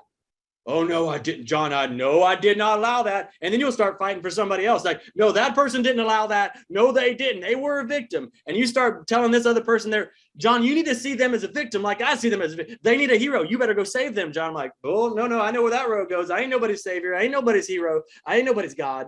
I know who they are. They are powerful creators and they created that circumstance. Maybe they don't know it. Maybe you don't know it. But I'm not going to participate in your guys' dysfunction, your stories. I'm going to see you all. I'm going to see the greatness in you. I'm going to see the powerful creators that you are. So enjoy it. If you want to stay in the drama, you want to stay in the play of suffering and keep going on. But so the first step is to say, I allowed that to happen. I allowed them to do that. And then the second step is not only did I allow it, I forced it. I forced them to do that. They literally could not exist in my reality unless they did that, because I had a belief that I was trash. So I needed somebody to show me, to prove that to me, to prove my belief to be true. And this was the perfect person to do it. So you had to believe it first. You had to believe before. Even a little child is doing it. They don't know they're doing it, but we're all these little children. Again, now we're just now, this Awaken Live is just middle school for you guys. So when your little baby, a little child is manifesting reality, but they're manifesting the reality based upon the programming of their parents. Have you ever noticed that most of the little girls that get raped, guess what? Their parents were raped. Their mama was raped. And the mama was afraid, oh no, I hope that doesn't happen to my daughter. And that fear she's programming right into her little daughter. And then bam, it happens because the little girl took on the programming of the mom. And then she tuned to that frequency and bam. Now she was completely unconscious. But just because it's unconscious doesn't mean that it's not a creation of that powerful child of God. No matter how young you are, no matter how old you are still a child of God, and you still have the full power of God. You are still created in the likeness and image of God. I don't care what you perceive yourself to be. I'm not buying it, because the only thing I'm going to buy is what I bought, what God told me about me. This I am love, and so are you. And so that's what I'm selling. And if you don't like that, if you don't like to know that you actually can experience heaven on earth, if you don't like that right now, it's just because it's not a problem. It's just you're still letting go. You're still learning to let go. My little son, when he first was an infant, his arms and legs would just move on their own. Have you ever noticed that with infants? They don't know they're moving their arms and legs. It's just happening. But there was a point where, when we swaddle him, like put the little thing around him so he could sleep, because sometimes a little infant will be sleeping and its arm will just move and smack him in the head, and then they wake themselves up because they don't know that they're not responsible for their movement of their body just yet. So at some point he was like, oh, I'm moving my arms, and then he's like, oh, I'm moving my fingers, I'm moving my legs, and now he can walk, and now he can do all, now starting to talk, like learning to talk, like all these things. He's starting to gain the ability to, is like understanding his abilities here on the planet. But so that's just understanding your abilities in the body. But once you get beyond that, see, the body is just a shell. But the shell, whenever it's time for a creator to be born, see, your body is just a shell for the creator to be born here on earth. The body that you're existing inside of is a shell for the creator that you are to be, the creator that you are to be birthed here on earth. Because remember, the shipping container, but there's the package inside. We thought we were the shipping container. We thought we were this body. We thought we were this ego identity, this separate self. But that was a shipping container. That was a package. That was a shell of a seed. But then when it's time for the seed to turn into a tree, what happens? It gets buried underground in the darkness. And then what happens? The shell cracks. So what's happening for humanity right now is it feels like we're buried in the darkness. And it's just, there's so much weight of the world coming in and cracking us. See, an egg broken from the outside in means death, but broken from the inside out means life. And so what's happening is your shell is cracking, and it's like the weight of the world is cracking your shell, like, oh God, ow. And you keep duct taping it back together. You keep trying to put your identity back together. You keep trying to put your world back together. No, my business is falling apart, I got to fix it. Oh no, my relationship is falling apart, I got to fix it. Oh no, I got to fix all these things. And you keep duct taping it back together because you think the world is killing you from the outside in. But that's not really what's happening. You want to know what's really happening? What's really happening is your comfort is your cage. And what's really happening is your comfort zone is cracking. But it's not cracking from the outside in. The world is not smashing it from the outside in. It is cracking. You're right. Your shell is cracking. But it's not because somebody's trying to come kill you from the outside. Why is your shell cracking? Because you've outgrown your cage. Because you've outgrown your smallness. You've outgrown that identity that was just here to get you. It was there for a reason. It was there for a purpose. but now you've outgrown it. And you're so big that you can't fit. It feels like you're getting smashed. But it's because you've outgrown the shell. So we got buried. And it feels like the weight of all the dirt is smashing us down. We're going to die. I'm suffocating. But as the shell cracks, if we would just let it crack and just let ourselves expand through the darkness, you pop out into the light as this little sprout. You're like, whoa, look at all this sun out here. Wow. And then the rain comes like, wow, that's some delicious rain. Wow. And you start to enjoy. But you've got to let the shell crack. Everybody say, I've got to let the shell crack. When my shell cracks, it's not a bad thing. My shell is cracking because I've outgrown my cage. I don't need it to protect me anymore.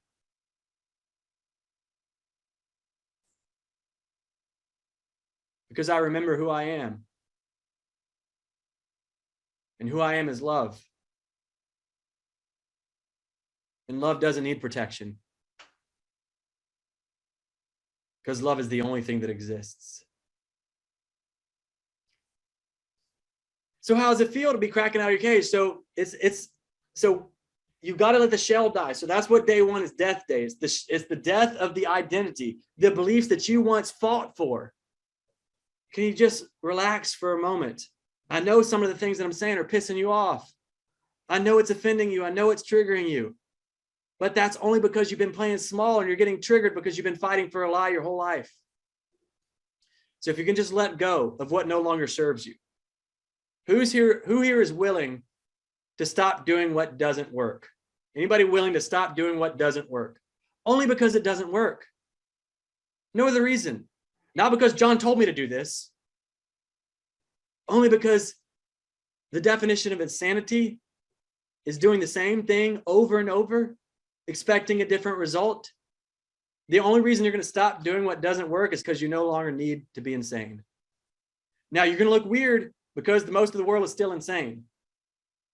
So a sane person in an insane world looks crazy. So you're going to look crazy to the world. I look completely crazy to most of humanity. But most people like, that dude is nuts. That dude's lost his mind. And I say, well, thank you. I have. It was really, I went through hell to finally lose my mind and come to my senses. But I have found my senses and I know who I am, and I'm not that ego identity. I'm not that programming. I'm not a child of this world, a child of God. And I didn't come here for this world to change me. I didn't come for this world to put me to sleep, and neither did you. Everybody say, we didn't come here for this world to put us to sleep. We came here to wake this world up. Everybody say, I'm an earth waker. And I'm here to wake this world up. And I'm going to start with me. Because that's the only place that you can start. And so that's what you're using these 2 days for, is to wake yourself up. And that is the only thing. If you want to help your family, you want to help your loved ones, there's only one shot that you got. Because see, your children don't learn by what you say. Your children learn by what you do. And if you're telling your children, hey, honey, you can go live your dreams. You can be anything that you want to be. But they're looking at you. You're their role model. And they're like, well, mama, you're miserable. If mama can't live her dreams, then what's my shot? Because she's my God. Like, that's what the little kids look at the parents like they're gods at first. And if my God can't live their dreams, what shot do I got? So the only chance that you have at helping anybody that you love to live a life of love and freedom and abundance and heaven on earth, there's only one shot you got. What is it? You got to go first.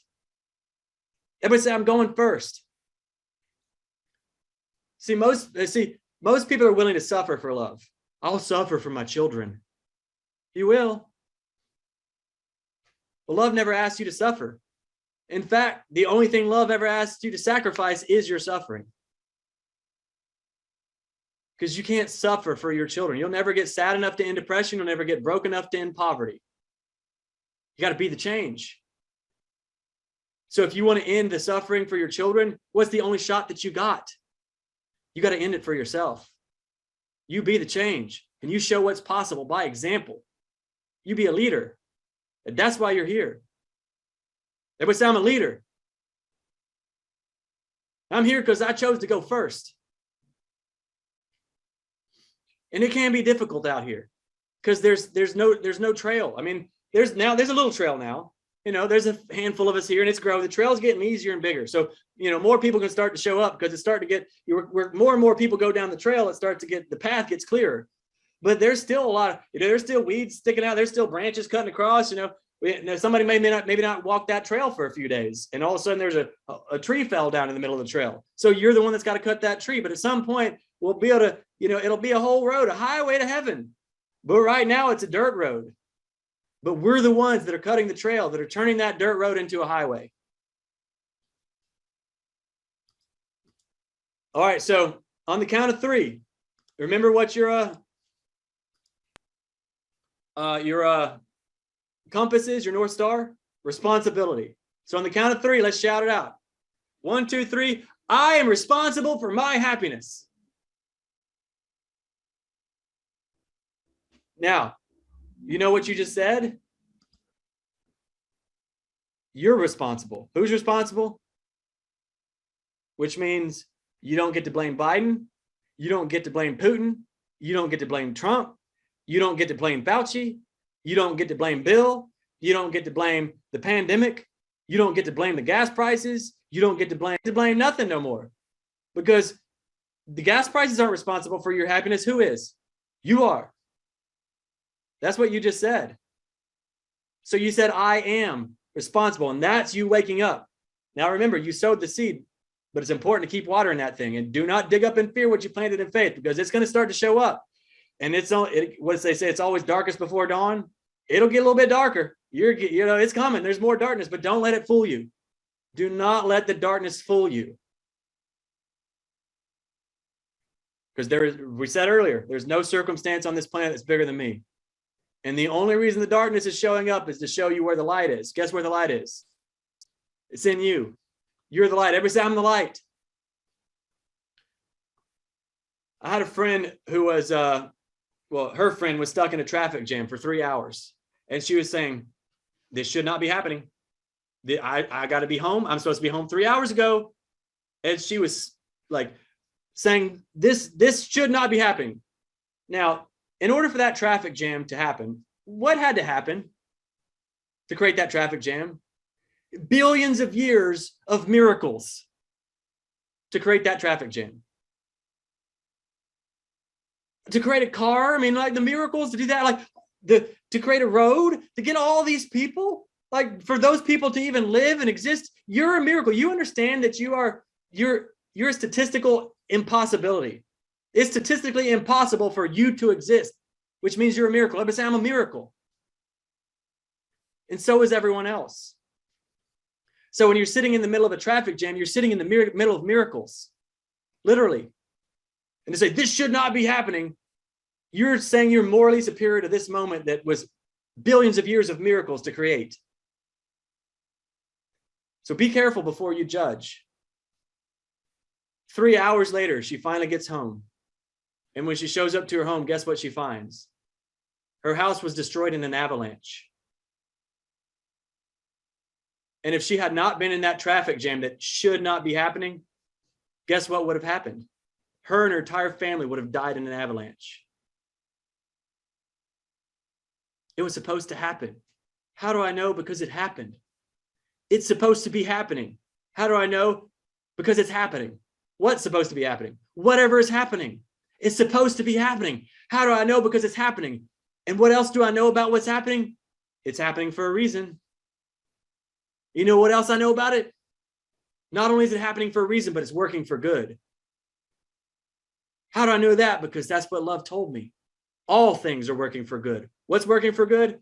All things. Everybody say, all things are working for good. Even that thing that should not be happening. And you know what else I know? Not only is it happening for a reason, not only is it working for good, but every adversity carries with the seed of an equal or greater opportunity. And this looks like a really big adversity to me, which means it's a really great opportunity.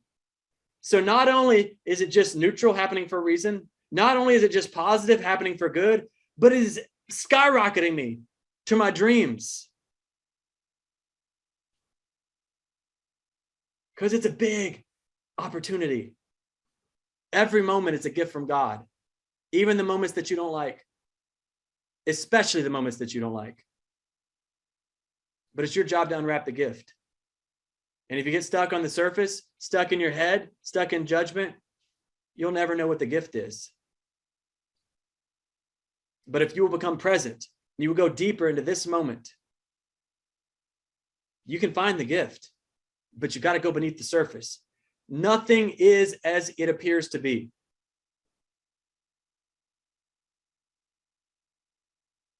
Nothing as it appears to be. Because we don't see the world as it is, we see the world as we are. So everything appears as what you believe yourself to be. And as you go deeper beneath the surface of what your initial judgment was on the moment, you go deeper into yourself and you start to know thyself. And as you start to know thyself, you start to love thyself. And as you start to love thyself, you start to remember that you are loved. And wherever you go, love is. And then no longer does the circumstances bring you into the darkness. No longer do they affect you. You affect them. You're a meaning maker. And the meanings that you make determine the experiences that you have. And not just the experiences that you have, but the experiences of the people around you. What are you going to make this mean? That evil is on the throne? Or that love is still on the throne? You get to decide what this means. I know what I've already chosen. I don't even have a decision anymore. I've already chosen. And I invite you to do the same. I invite you to take the conditions off of love. Don't say, I'm going to experience love as long as this thing doesn't happen. I invite you to remove that condition. Say, I'm going to experience love no matter what. See, the only reason you don't have happiness is because you assume it isn't already there. Here, I'll say that again, and then you shout out breakthrough. Ready? The only reason you don't have happiness is because you assume it isn't already there. Breakthrough! I'll say it another way.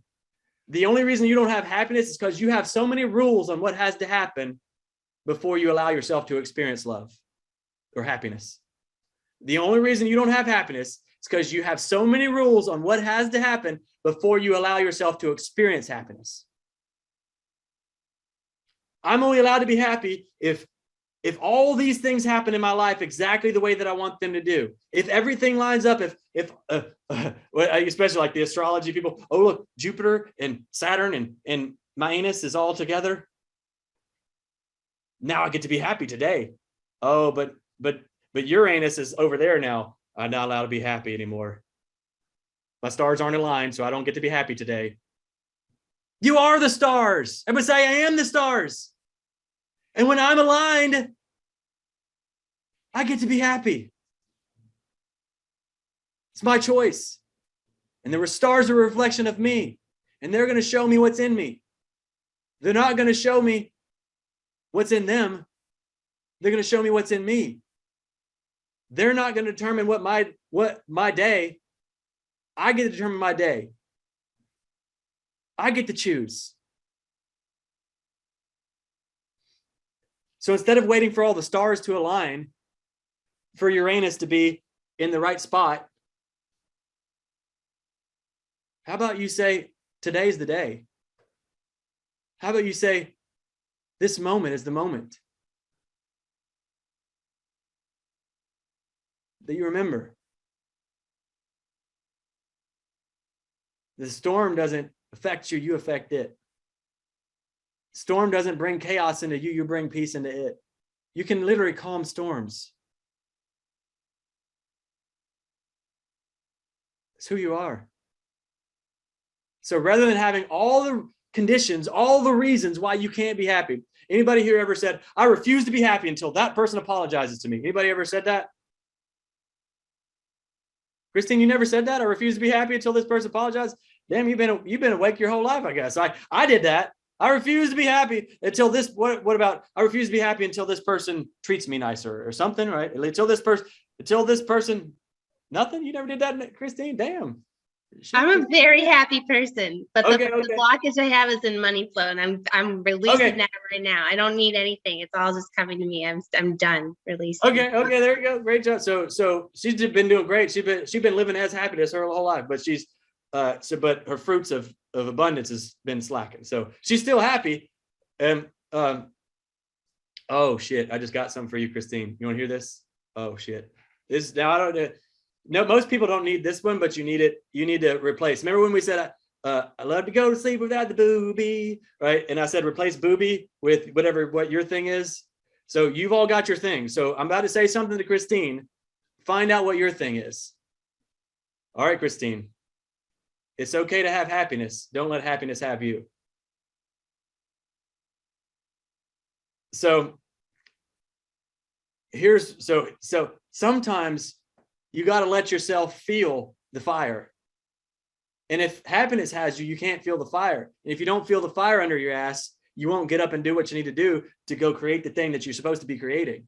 Sometimes it takes a little fire under our ass, which sometimes it means we got to let go of the feeling of happiness. We didn't come here to feel happy. We came here to feel fully. I will say that again. Let's say that after me. I didn't come here to feel happy. I came here to feel fully.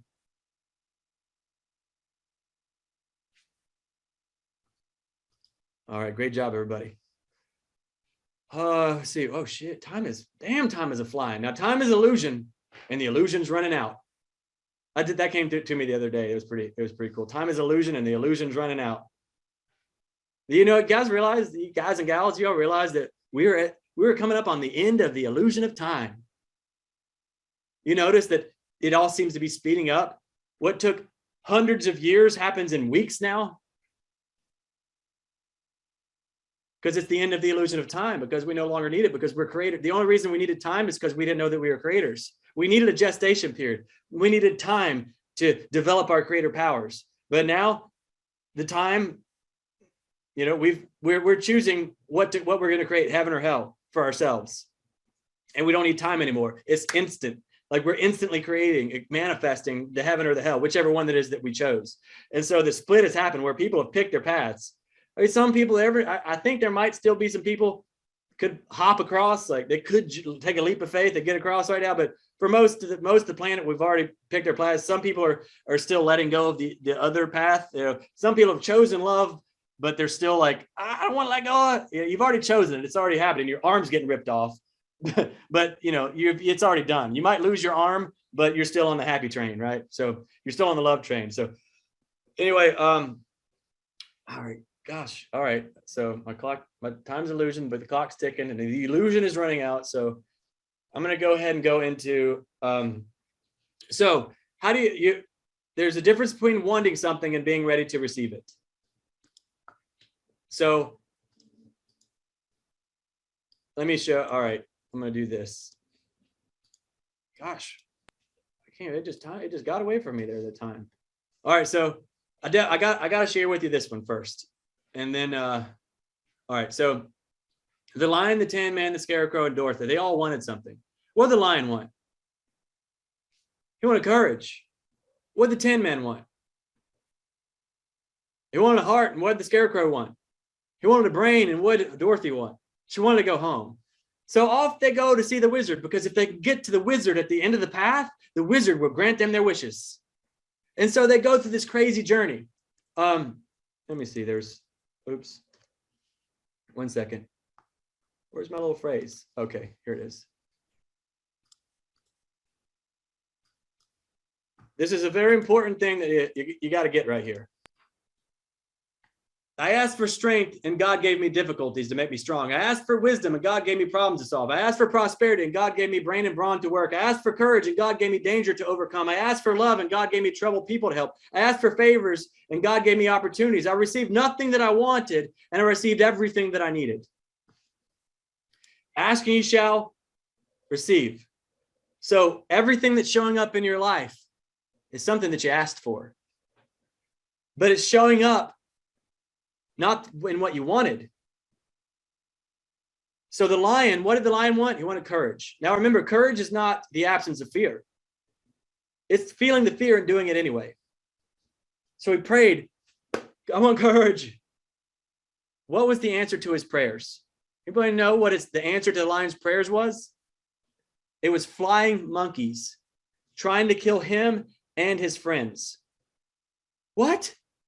Why would God send flying monkeys to kill him and his friends? That's evil, God. Why would you do something so evil, trying to kill his family and his friends? Why would you do that? Oh, God, poor little baby lion. He's such a victim. You know why the answer to his prayers was flying monkeys trying to kill him and his friends? Because the lion wanted courage, which means the lion had to feel fear and take a step anyway. And if the flying monkeys didn't show up, he wouldn't have felt the fear, so we would have never had the opportunity to find his courage. But if the flying monkeys only showed up when he was there alone, what would the lion have done? He would have ran. He would have hid. So the flying monkeys had to try to kill his friends. And because his why was big enough, he found the how. He got bigger than he thought himself to be. He did it for, it wasn't about him anymore. See, the only reason you're suffering is because you're selfish.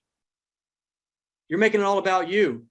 But if you understand you're not here for you, it's something bigger than you, suddenly you become bigger than who you thought you were. Suddenly you take your foot off the brake. You let go of your smallness. You let go of your comfort zone. And everything that you've been waiting for suddenly appears on the outside. Why? Because you found it on the inside.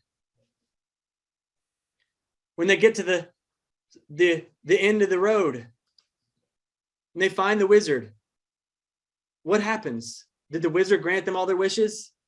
No, the wizard was a fraud. It was a lie. He could have never given them what they asked for.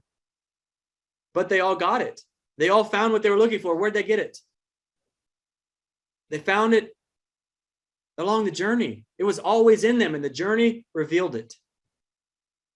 The journey revealed it. As they said, that's where I'm going. They made their way along that journey. See, who started the identity that they believe themselves to be is not the same identity that was there at the end of the journey. It changed them. They become entirely different people along that journey, because the only reason that you don't have something is because you assume it isn't already there. There's a difference between wanting something and being ready to receive it. See, Dorothy just wanted to go home, but she couldn't get home because they all got what they wanted, but she's like, I can't get what I want. But then the good witch shows up. And when the good witch shows up in her little bubble, she looks down at Dorothy and she points down at Dorothy's feet and says, Dorothy, it is your shoes. And Dorothy's like, what? My shoes? You remember where Dorothy got the shoes?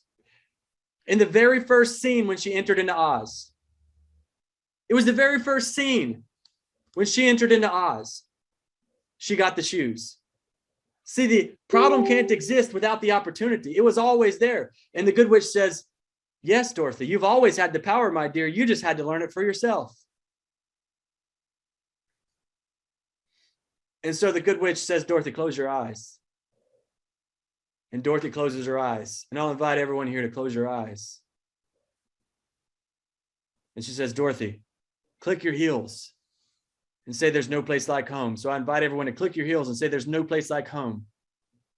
And as you say it, start to visualize it. Start to find it inside of you. What is home? Not home, your comfort zone, the home that you grew up in hell, but the heaven, your true home. What does it feel like to be in heaven? Infinite peace, infinite love, infinite joy. There is no evil. There is no suffering in heaven. Those don't even exist there. What would it be like to have just infinite abundance? That's your home. Click your heels one more time and say, there's no place like home. Feel it, see it, let it live in you. It's alive in you. Home is alive in you. The kingdom of heaven is alive in you. And as you start to fan the flames of heaven within you, It becomes alive in you. Everywhere you go, heaven is. And you click your heels one more time. There's no place like home. And you let it just erupt. You let the supernova expand across the universe. And there's this blast of heaven. And it came from the center of your heart. And all the darkness lays down because it knows it has no chance against you. How does it feel to be heaven? So then Dorothy opens her eyes. And as she opens her eyes, she looks around, and what does she see? She sees home. Turns out she was home the entire time. She was in a dream. She was sleeping. And once she started to visualize, once she started to feel home, she saw it in her mind. She opened her eyes, and then she was home. She was there. She tuned to the station of home, and then she found herself there. She'd been there the entire time, but she had tuned herself to an illusory state because she needed to go through this journey to find herself. But now she found herself. Wake up, Dorothy. You're home already. You've been here the entire time. Welcome home. So I want to share with you a little bit of my journey, and then I'm going to do a breakthrough with someone. So when I was a little kid, I had an older brother who had muscular dystrophy, which is a terminal disease. And so my very first memory was I was like 3 years old, and I was in my room, and I just got terrified because I was like, I'm going to die one day. It just like hit me that I was going to die one day. And it was so terrifying. I don't want to die. I don't want to die. I was like, and I ran into my mom and dad's room. I don't want to die. I don't want to die. Please, please don't leave me alone. I don't want to die. I was so terrified of dying. 3 years old, I'm terrified of dying. You want to know why I was so terrified of dying at 3 years old? Well, because my brother was going to die at a young age, and my parents knew that.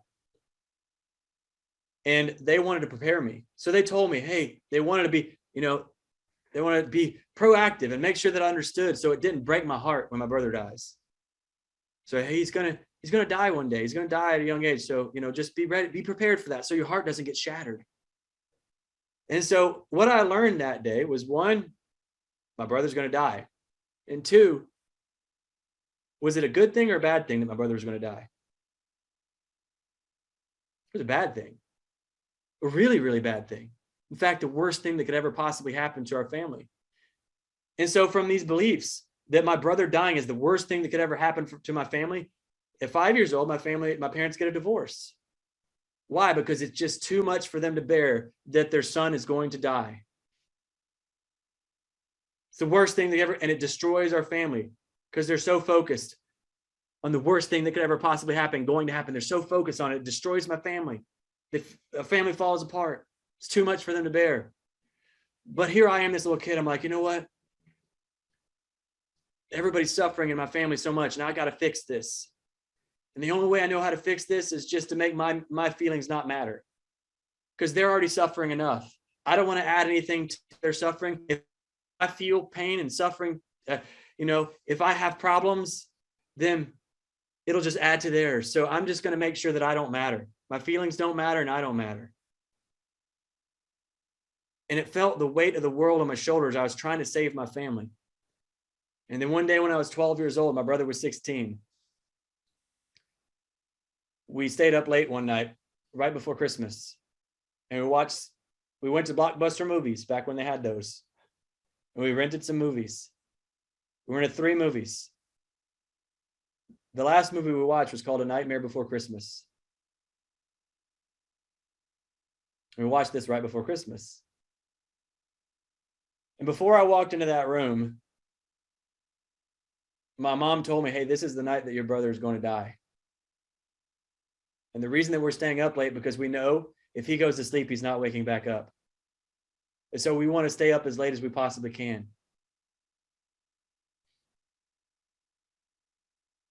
So I walked in that room, but she told me one last thing before I went in there. She says, John, Tell your brother that it's okay to die. Because he's suffering right now. He's in pain. But he's holding on for us. The only reason he's holding on is for us. Can you go in there and tell him that it's okay to die? So a 12-year-old kid walks in there and I watched those 3 movies. And I remember I'm the hero. My feelings don't matter. And I didn't realize I was packing and stacking every single emotion, shoving it down. I had no idea. But I felt the weight. And then we watched that final movie. And then after the movie was over, I was holding his hand the entire time. I'm holding his hand. I look over at him and I say, Matthew, it's okay to die. And Matthew looks back at me and he says something to me. Now I had ears to hear the words, but I had no idea what he meant. I had no idea what he was saying. And I remember I looked over and there was these dolphins. He loved dolphins. The reason he loved dolphins so much is because they could play. Dolphins like have fun. They just jump out of the water. They're free. They get to play and have fun and they get to jump and do flips. And he never got to do that in this life. So I remember looking at the dolphins and just thinking about, how he never got to have fun. He was stuck in a wheelchair most of his life. And I'm just feeling so much sadness, but I'm stuck shoving it down. And then I look over at my brother and I saw he closed his eyes and he took this like really deep breath and it just like the air just left his body. And then he loosened his grip. I didn't loosen mine, but he loosened his. And then I saw his body turn blue. And the life was gone. And so I just looked at him. And I stood up, walked out of the room. I didn't cry. And I walked over to my mom and said, okay, he's gone. I did my job. He's gone now. He let go. And so my life went in a downward spiral after that night.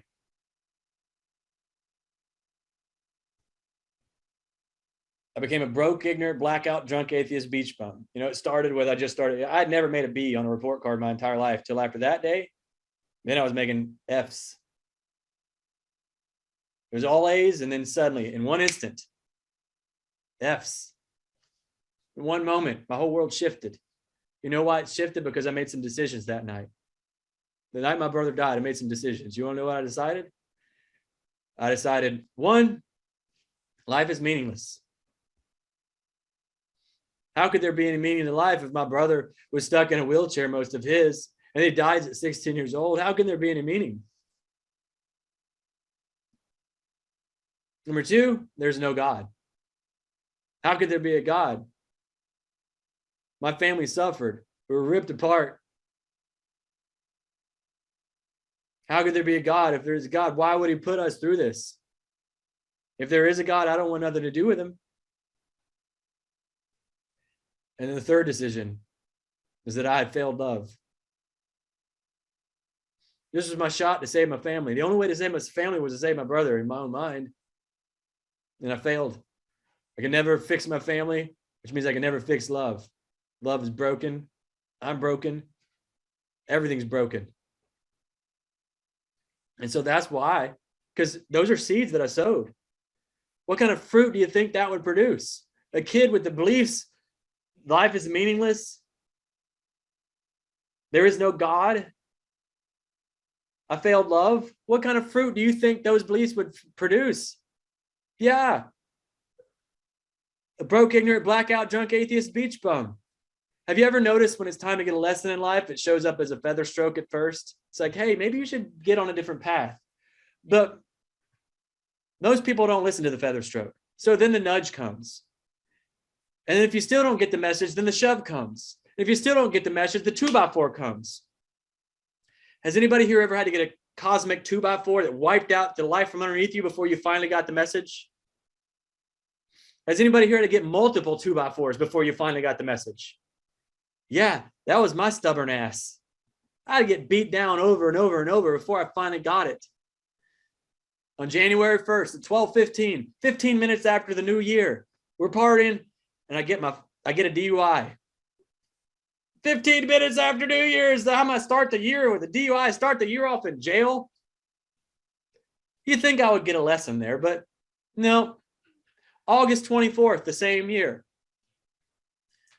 I came to, and I didn't know what, I just felt this, something jarred me. It jarred me awake. And I'm like, where am I? What happened? And I realized that I had been blacked out drunk and I was driving my car and I rear-ended a car at a stoplight when I was blackout. And I was like, oh shit, what did I do? I threw my truck in reverse and I started peeling out and I spun around and I started trying to escape the scene of the crime. But sitting at that same stoplight where I rented a car was a police officer. And that police officer was right on my tail instantly. And that police officer pulled me over and took me to jail. Now, I didn't like that police officer was there. I didn't want that. I wanted to escape. But you know who that police officer was? That was grace. That was grace in form, grace in a body. It saved my life and saved the life of the others that I would, if I stayed on that path. See, luckily nobody got hurt in that accident. But they could have. And so I'm sitting in jail, sobering up on August 24th. And I'm just feeling shame. I'm feeling guilt. I'm feeling miserable. I feel all the beliefs that I've ever believed about myself. They're right. I'm sitting in jail. I can't run from this. I'm stuck with me. And I hated me.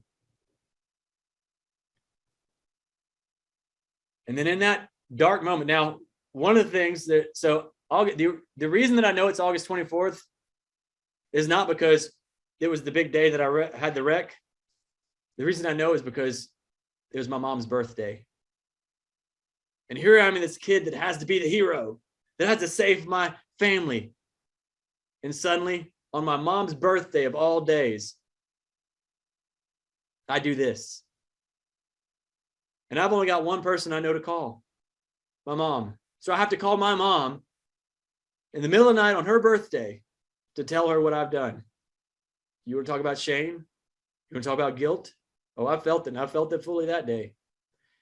And I was sitting there sobering up, feeling all my shame, feeling all my guilt, feeling all my misery. And in the moment of darkness, one of the darkest moments of my life, suddenly a light appeared. And it showed up as one belief. You know what the belief was? Here's how it came to me. I was sitting there like, John, you freaking idiot. You could have killed somebody, man. And I was like, wait a minute. I could have killed somebody. I could have killed somebody. And if I could have killed somebody, if one of my decisions could hurt somebody, guess what another one of my decisions could do? They can help somebody. And if my decisions can hurt people or help people, then my decisions matter. And if my decisions matter, then maybe I matter. And if I matter, maybe life isn't meaningless. Maybe there is a meaning. Maybe the meaning is just to bring joy into this world. And I've got to choose that. And I made a decision that day. Never again will one of my actions hurt somebody. From this moment forward, every step I take, every belief I believe, every action is going to help people. And that was my ticket out of hell and into heaven. Now, I didn't make it there instantly, but I had a light, a guiding light, a North Star, and I followed that light. And that's what brought me here in front of you today. I followed that light, that one decision. See, one decision when I was 12 years old took me straight into hell. And another decision while I was sitting in jail brought me to heaven. It's in the moment of decision that our destiny is shaped. We get to decide. Life is what you make it. What are you going to make out of this life? You get to choose. And how you choose is, you're being used. Every person on this planet is being used. You can't not be. but you don't get a choice whether you're used or not. But you do get a choice on what are you going to be used by. Are you going to let fear keep running you and using you? Or are you going to let love use you? You get to decide. I let love use me now to manifest itself here on earth. So I decided I'm going to take responsibility for my realities, take responsibility for my life. And I started making some new decisions. I started taking new actions. And I built up, I made some, I'm going to take responsibility for my life. And I built up a big business, and I made a bunch of money. And I found how I made money was because I found that I found people who had the fruits that I wanted and started to say, hey, how'd you get that fruit? And I paid them for their recipes. I got mentored. I paid people for their recipes. And the reason that the recipes worked for me was because I paid for them, because that meant I valued their recipes. And if I valued their recipes so I could get a new fruit in my life, that means I finally valued myself. So I was really investing in myself, not even the recipe. I was valuing myself enough to get a new fruit, so I bought the recipes. And I got addicted to that. And I started making a shitload of money. And so I was like, damn, what else could I learn about? And I wound up investing over $500,000 in my own personal development, buying recipes for health, wealth, happiness, relationships, spiritual connection, all aspects of life. And I started to produce entirely new fruit, abundance in all areas. And so at this point, I understood it, that I manifest my reality from the inside out, and I know how the world works now. And then I got really, really sick. And I had it was like 104.8 degree temperature. And at that, when your body temperature is that deep, that hot, your organs are frying. And now at this point, I'm responsible for this. I manifested this. My body is shutting down. My body's killing me. Why? And so I had met my now wife, Mel, and I said, hey, walk me through this breakthrough. And I had her ask me questions. And the questions, I was having her ask me the questions to help me find inside of myself how I created this. And so as she asked the questions, I was responsible for finding it. So I would find the answer, and I went all the way back and I found what this moment mean. Why, what did this make me feel like? And what I was feeling in that moment was I had failed love. And then she says, okay, well, when was the first moment that you remember feeling like you failed love? And guess when the first moment that I remember feeling like I failed love was? The moment my brother died. And suddenly I'm sitting there, because I was closing my eyes. I went through the whole journey from the mind through the emotions to the heart. And suddenly I'm sitting in the moment. I'm like, oh shit. It was like the ghost of the past. I'm sitting there and I'm looking over at my brother, and he's about to die. And this is the moment where I'm about to tell him it's okay to die. But this time I'm terrified, because this time I'm not packing and stacking anymore. This time I've surrendered and I've let go. So as I go through the motions of saying it, this time I cry. I say, it's okay to die, but I knew I didn't believe it last time. And so this time I didn't have the fake smile on, or the fake, the mask on, like I had all my shit together. This time I just fell apart. And I started crying. And it was decades of tears pouring out. And I cried like a little baby for the first time. The first time I ever cried about my brother dying. And I was crying. And it just poured out. And now once I was able to go deeper into my truth, like into me, by going through the emotions, I was able to go deeper into the moment. And suddenly I told my brother that, and I heard what my brother said again. I heard the same words. But this time I understood what he meant. You want to hear the words that my brother said? His last words before he died? Whenever I said, Matthew, it's okay to die. Here's what he said back. He says, John, I'm not dying. I'm waking up. He says, I've been in this body, in this life, but this life is just a dream. And I'm about to be out of this body. I'm going to wake up and I'm going to be able to play. I'm going to be able to run. I'm going to be free. I'm going to get to fly like an eagle. I'm going to get to swim like those dolphins. I'm going to be free just like them. I'm not trapped in this little body anymore. That's what he said. But I didn't understand that because he was saying it's a good thing. I could not hear that this was a good thing. All I could hear was my mom's voice, my dad's voice, the energy that destroyed our family was this is the worst thing that could ever possibly happen. And that belief was more real than what he was telling me. Now, he was telling me the truth. Thank God he didn't buy my lie. So from that moment, my lie was this was the worst thing that could ever happen. And you know what I did? I suffered. In the name of love, I suffered in my brother's name because I loved him so much. I have to suffer. If I didn't suffer, that meant I didn't love him, according to the programming. So I suffered and I hurt. And hurt people. I was hurting and I was hurting. Now, let me ask you a question. Do you think that would be what my brother wanted? You think my brother would want me to suffer the rest of my life, to be miserable, to be blackout drunk, or rear into other cars, a car at a stoplight? Do you think that that's what my brother would want me to use this moment for? Remember, we get to decide, what are you going to use this for? I used that moment to go to hell. Do you think that's what my brother wanted me to use that for? Now I said it's in my brother's name. I'm going to suffer. I'm going to suffer for love. I'm suffering for him. But it was never about him. It was about my own significance. It was about my own need for control. Because if I were really saying, hey, Matthew, what do you want me to use this moment for? Here's what he said. He didn't say it then, but he's saying it right now. He says it every time we come to this moment at Awaken Life. Because this is my brother Matthew speaking to you through me. He says, you know what? The reason that I even showed up in this life, and no, he said this. He actually did say this when he was like 3 years old. He said this to my mom. He said, Mom, I'm only going to be here for a little while. See, his entire life, he knew his destiny. He knew his purpose. He knew why he showed up here in this body. He didn't show up here to make me suffer. See, he knew his destiny. He knew he was going to die at a young age. His body was going to die. But the reason that he did it was to show me and to show the world what love is. Because see, I thought I lost my brother that day. And here's what Matthew says to you and to me. He says, hey, y'all, I'm here with you now. I'm in John's heart.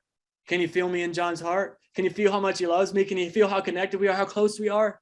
See, at once I was in a body and it felt like we were separate from each other. But now we're no longer separate from each other. Now I'm in him and he's in me. And guess what? I'm in your heart too. And you know what? Those people that you thought you lost, guess what? They're in my heart and I'm in theirs. And I'm connected with them. I'm holding their hands right now. And they're telling me to tell you that they got your back. That they brought you here. Some of you showed up and you don't know how you got here. You got here because you're riding on the wings of love. Love brought you here. Those people that you thought that you lost, you didn't lose them. They didn't get further away. They got closer because now they're no longer trapped in the condition called a body. Love is not conditioned upon time and space. There are no conditions. You can't lose me. And that's why that moment happened. So I could finally understand love. And so love could be birthed here on earth into my heart. Real love, true love. That not conditioned upon a body, an identity. I know my brother. I'm one with my brother. And I know you. I'm one with you, but I would not have gotten here without that moment. Remember, every moment is a gift from God, even the moments that you don't like, especially the moments you don't like, but you got to go deeper. It's not about how many moments that you have. If you look at a clock, there's a time going like this. It doesn't matter how many moments that you are. If you lay down the clock, it goes deep and you get to decide how deep each moment is. There's an entire eternity in every moment. But if you stay stuck on the surface of the clock, you'll never get it. The whole purpose of your life was to get here now, into this present moment, nowhere and now here, to step into eternity. Remember, because your home is eternity and you found your way home. You didn't lose those people that left their body. They were showing you the way. Now, you don't have to leave your body to get home, because we're here to birth heaven on earth. So we can have a body and a body doesn't have us. We're literally here in these bodies and we're bringing heaven to earth. We're living it. We're manifesting the physical manifestation, heaven on earth. That's why we're here, but we had to find it in ourselves first. And I couldn't have found it in myself had my brother not showed me the way like that. So how do you get the gift in the moment? You love the moment. When you love it, you drop off your judgment on it. When you're judging it, you're on the surface and you're looking at the package, but you're not getting the gift. So no matter what happens, see, it's not that my brother died that I was miserable. It's because I thought my brother wasn't supposed to die is why I was miserable. But my brother was supposed to die. How do I know? Because he died. And he didn't even die. His body died. But that's what bodies do. You guys understand that's what bodies do? Bodies die. That's what they're built for. They're built to just be here for a time. They're just a shell. And then they're going to fall away. And then you will be birthed. Those who love their lives will surely lose it. The secret to life is to die before you die. To give up the body, to put it on the altar so then you can have that body. To give up the life, to put it on the altar so you can have that life. See, I have a life now. It doesn't have me. It doesn't consume me. I actually have it. And I get to bring love into it. And I get to wake other people up too. But because I let go of my judgment, I let go of my resistance on meanings that I've assigned to moments. And now every moment, guess what it means? Love. See, we were taught in school, the answer is more important than the question, but the answer is all the same. It's love. That's the only answer. So now the questions are the answer. So please rephrase, and if your answer is not love, please rephrase the question until you get love. How is this love? And you keep asking until you find it. And once you find the love in this moment, then you have woken up. And now you've become the love.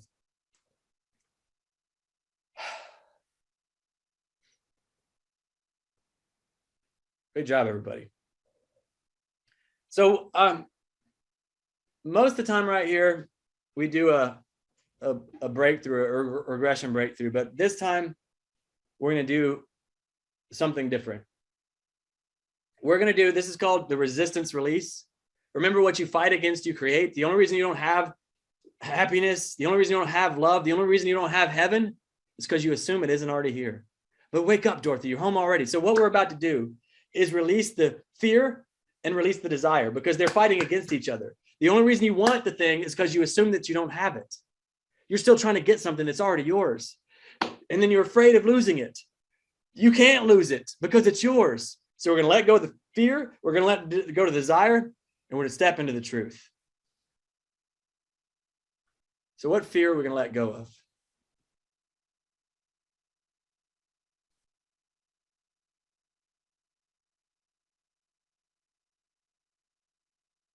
We're going to let go of our fear of death. The death of our body and the death of our loved ones. And then we're going to let go of our desire for our loved ones to live forever. And we're going to step into the truth. So who's someone here that has lost someone recently? Or who was there? There was a lady earlier that had a baby that that the body died. Who was that person that was talking earlier? Anybody remember who that was? Are you here? Are you still here? All right. Is there somebody else that has lost someone that you feel like you lost because their body died? Anybody here that you still feel the pain of it? You're still suffering because of it? Anybody here? No? Okay, Dexter. Okay, Dexter. Perfect. Dexter. Well, hey, all right, Dexter, go ahead and unmute yourself. Everybody else stay muted. Dexter's going to repeat after me. Everyone else is going to repeat with Dexter. Okay. So let's all just close our eyes and just take a deep breath in and let it all go. All right, Dexter, just repeat after me. I have the power of a surrendered mind and a surrendered heart. I have the power of a surrendered mind and surrendered heart. Nothing in this universe can stop a surrendered mind and a surrendered heart working together. Nothing in this universe can stop a surrendered heart and a surrendered mind working together. I release my resistance of my loved I ones release dying. I release my resistance. Can you repeat that again? Of my loved ones dying. I release my resistance of my loved ones dying. I release my resistance of my loved ones dying. I release my resistance of my loved ones dying. I release my resistance of my loved ones dying. I release my resistance of my loved ones dying. I release my resistance of my loved ones dying. I release my resistance of my loved ones dying. I release my fear of my loved ones dying. I release my fear of my loved ones dying. I release my fear of my loved ones dying. I release my fear of my loved ones dying. I release my fear of losing my loved ones. I release my fear of losing my loved ones. I release my fear of losing my loved ones. I release my fear of losing my loved ones. I release my hate of losing my loved ones. I release my hate of losing my loved ones. I release my hate of losing my loved ones. I release my hate of losing my loved ones. I release my hate of losing my loved ones. I release my hate of losing my loved ones.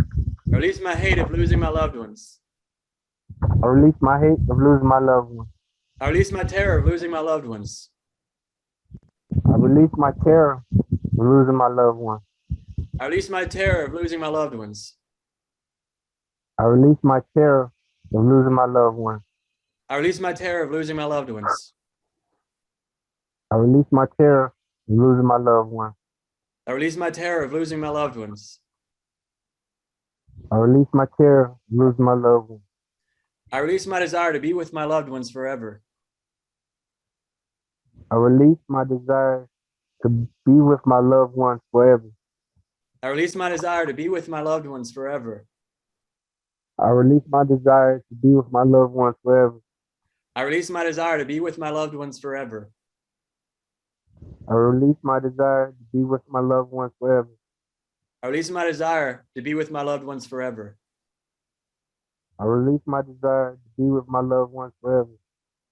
I accept I am with my loved ones forever and always have been. I accept that I am with my loved ones and I always have been. I accept I am with my loved ones forever and always have been. I accept that I am with my loved ones and always have been. I accept I am with my loved ones forever and always have been. Can you repeat that? I accept I am with my loved ones forever and always have been. I accept that I am with my loved ones and always have been. I accept I am with my loved ones forever and always have been. I accept that I am with my loved ones forever and always have been. And so it is. And so it is. Great job, Dexter. So what we just did there, it manifests miracles. I've used that little thing. I just did it the other day. There's a guy that's trying to get money in his bank account. And for 2 weeks, there's like $40,000 that got lost in oblivion. And I was like, hey, you got an energetic blockage. You're blocking it. The only reason you don't have it is because you assume it isn't already there. You're blocking it. For some reason, there's some sort of resistance why you are not allowing yourself to have it yet. So we did that, a breakthrough like that, but we released his need for control. Guess what? After 2 weeks of it being lost, guess what? Because as soon as he opened his eyes, all right, I said within 24 hours, it'll be in your account. Bam, it was there. But that's over and over and over. So there's a miracle that's going to happen in your life, in your world, because of what you just did there. You don't have to know what it meant. You don't have to know anything. It's done already. So great job, everybody. We're going to take a 10-minute break. I got a little quote that I really like that I think is really great to put right here. Don't cry because it's over. Smile because it happened. I think that was either Walt Disney or Dr. Seuss. Don't cry because it's over. Smile because it happened. See, every new beginning comes from some other beginning's end. And the question is, what are you focusing on, the end or the beginning? Because they're one and the same. See, it was not the end of my brother's life. It was the end of his life in that body. And it was the beginning of his eternal life, of him experiencing the freedom that he'd always yearned for. The question is, what are you focusing on, the end or the beginning? It's the end of the world as we know it, and I feel fine. Why do I feel so fine? Because it's the beginning. It's the birth of the new earth. Right now, we're going through birthing pains. Heaven on earth is being born here on planet Earth, and the pains, the birthing pains, and it's getting faster and faster, because right before the baby pops out, it gets faster and faster. See, as the headlines on the news are getting bigger and crazier, nuclear war, monkeypox, all the crazy stuff, faster and faster. Like every day there's a new thing, because the baby is about to pop out. It's crowning right now. So don't focus on the end unless you want to suffer, and that's fine too. Focus on the beginning.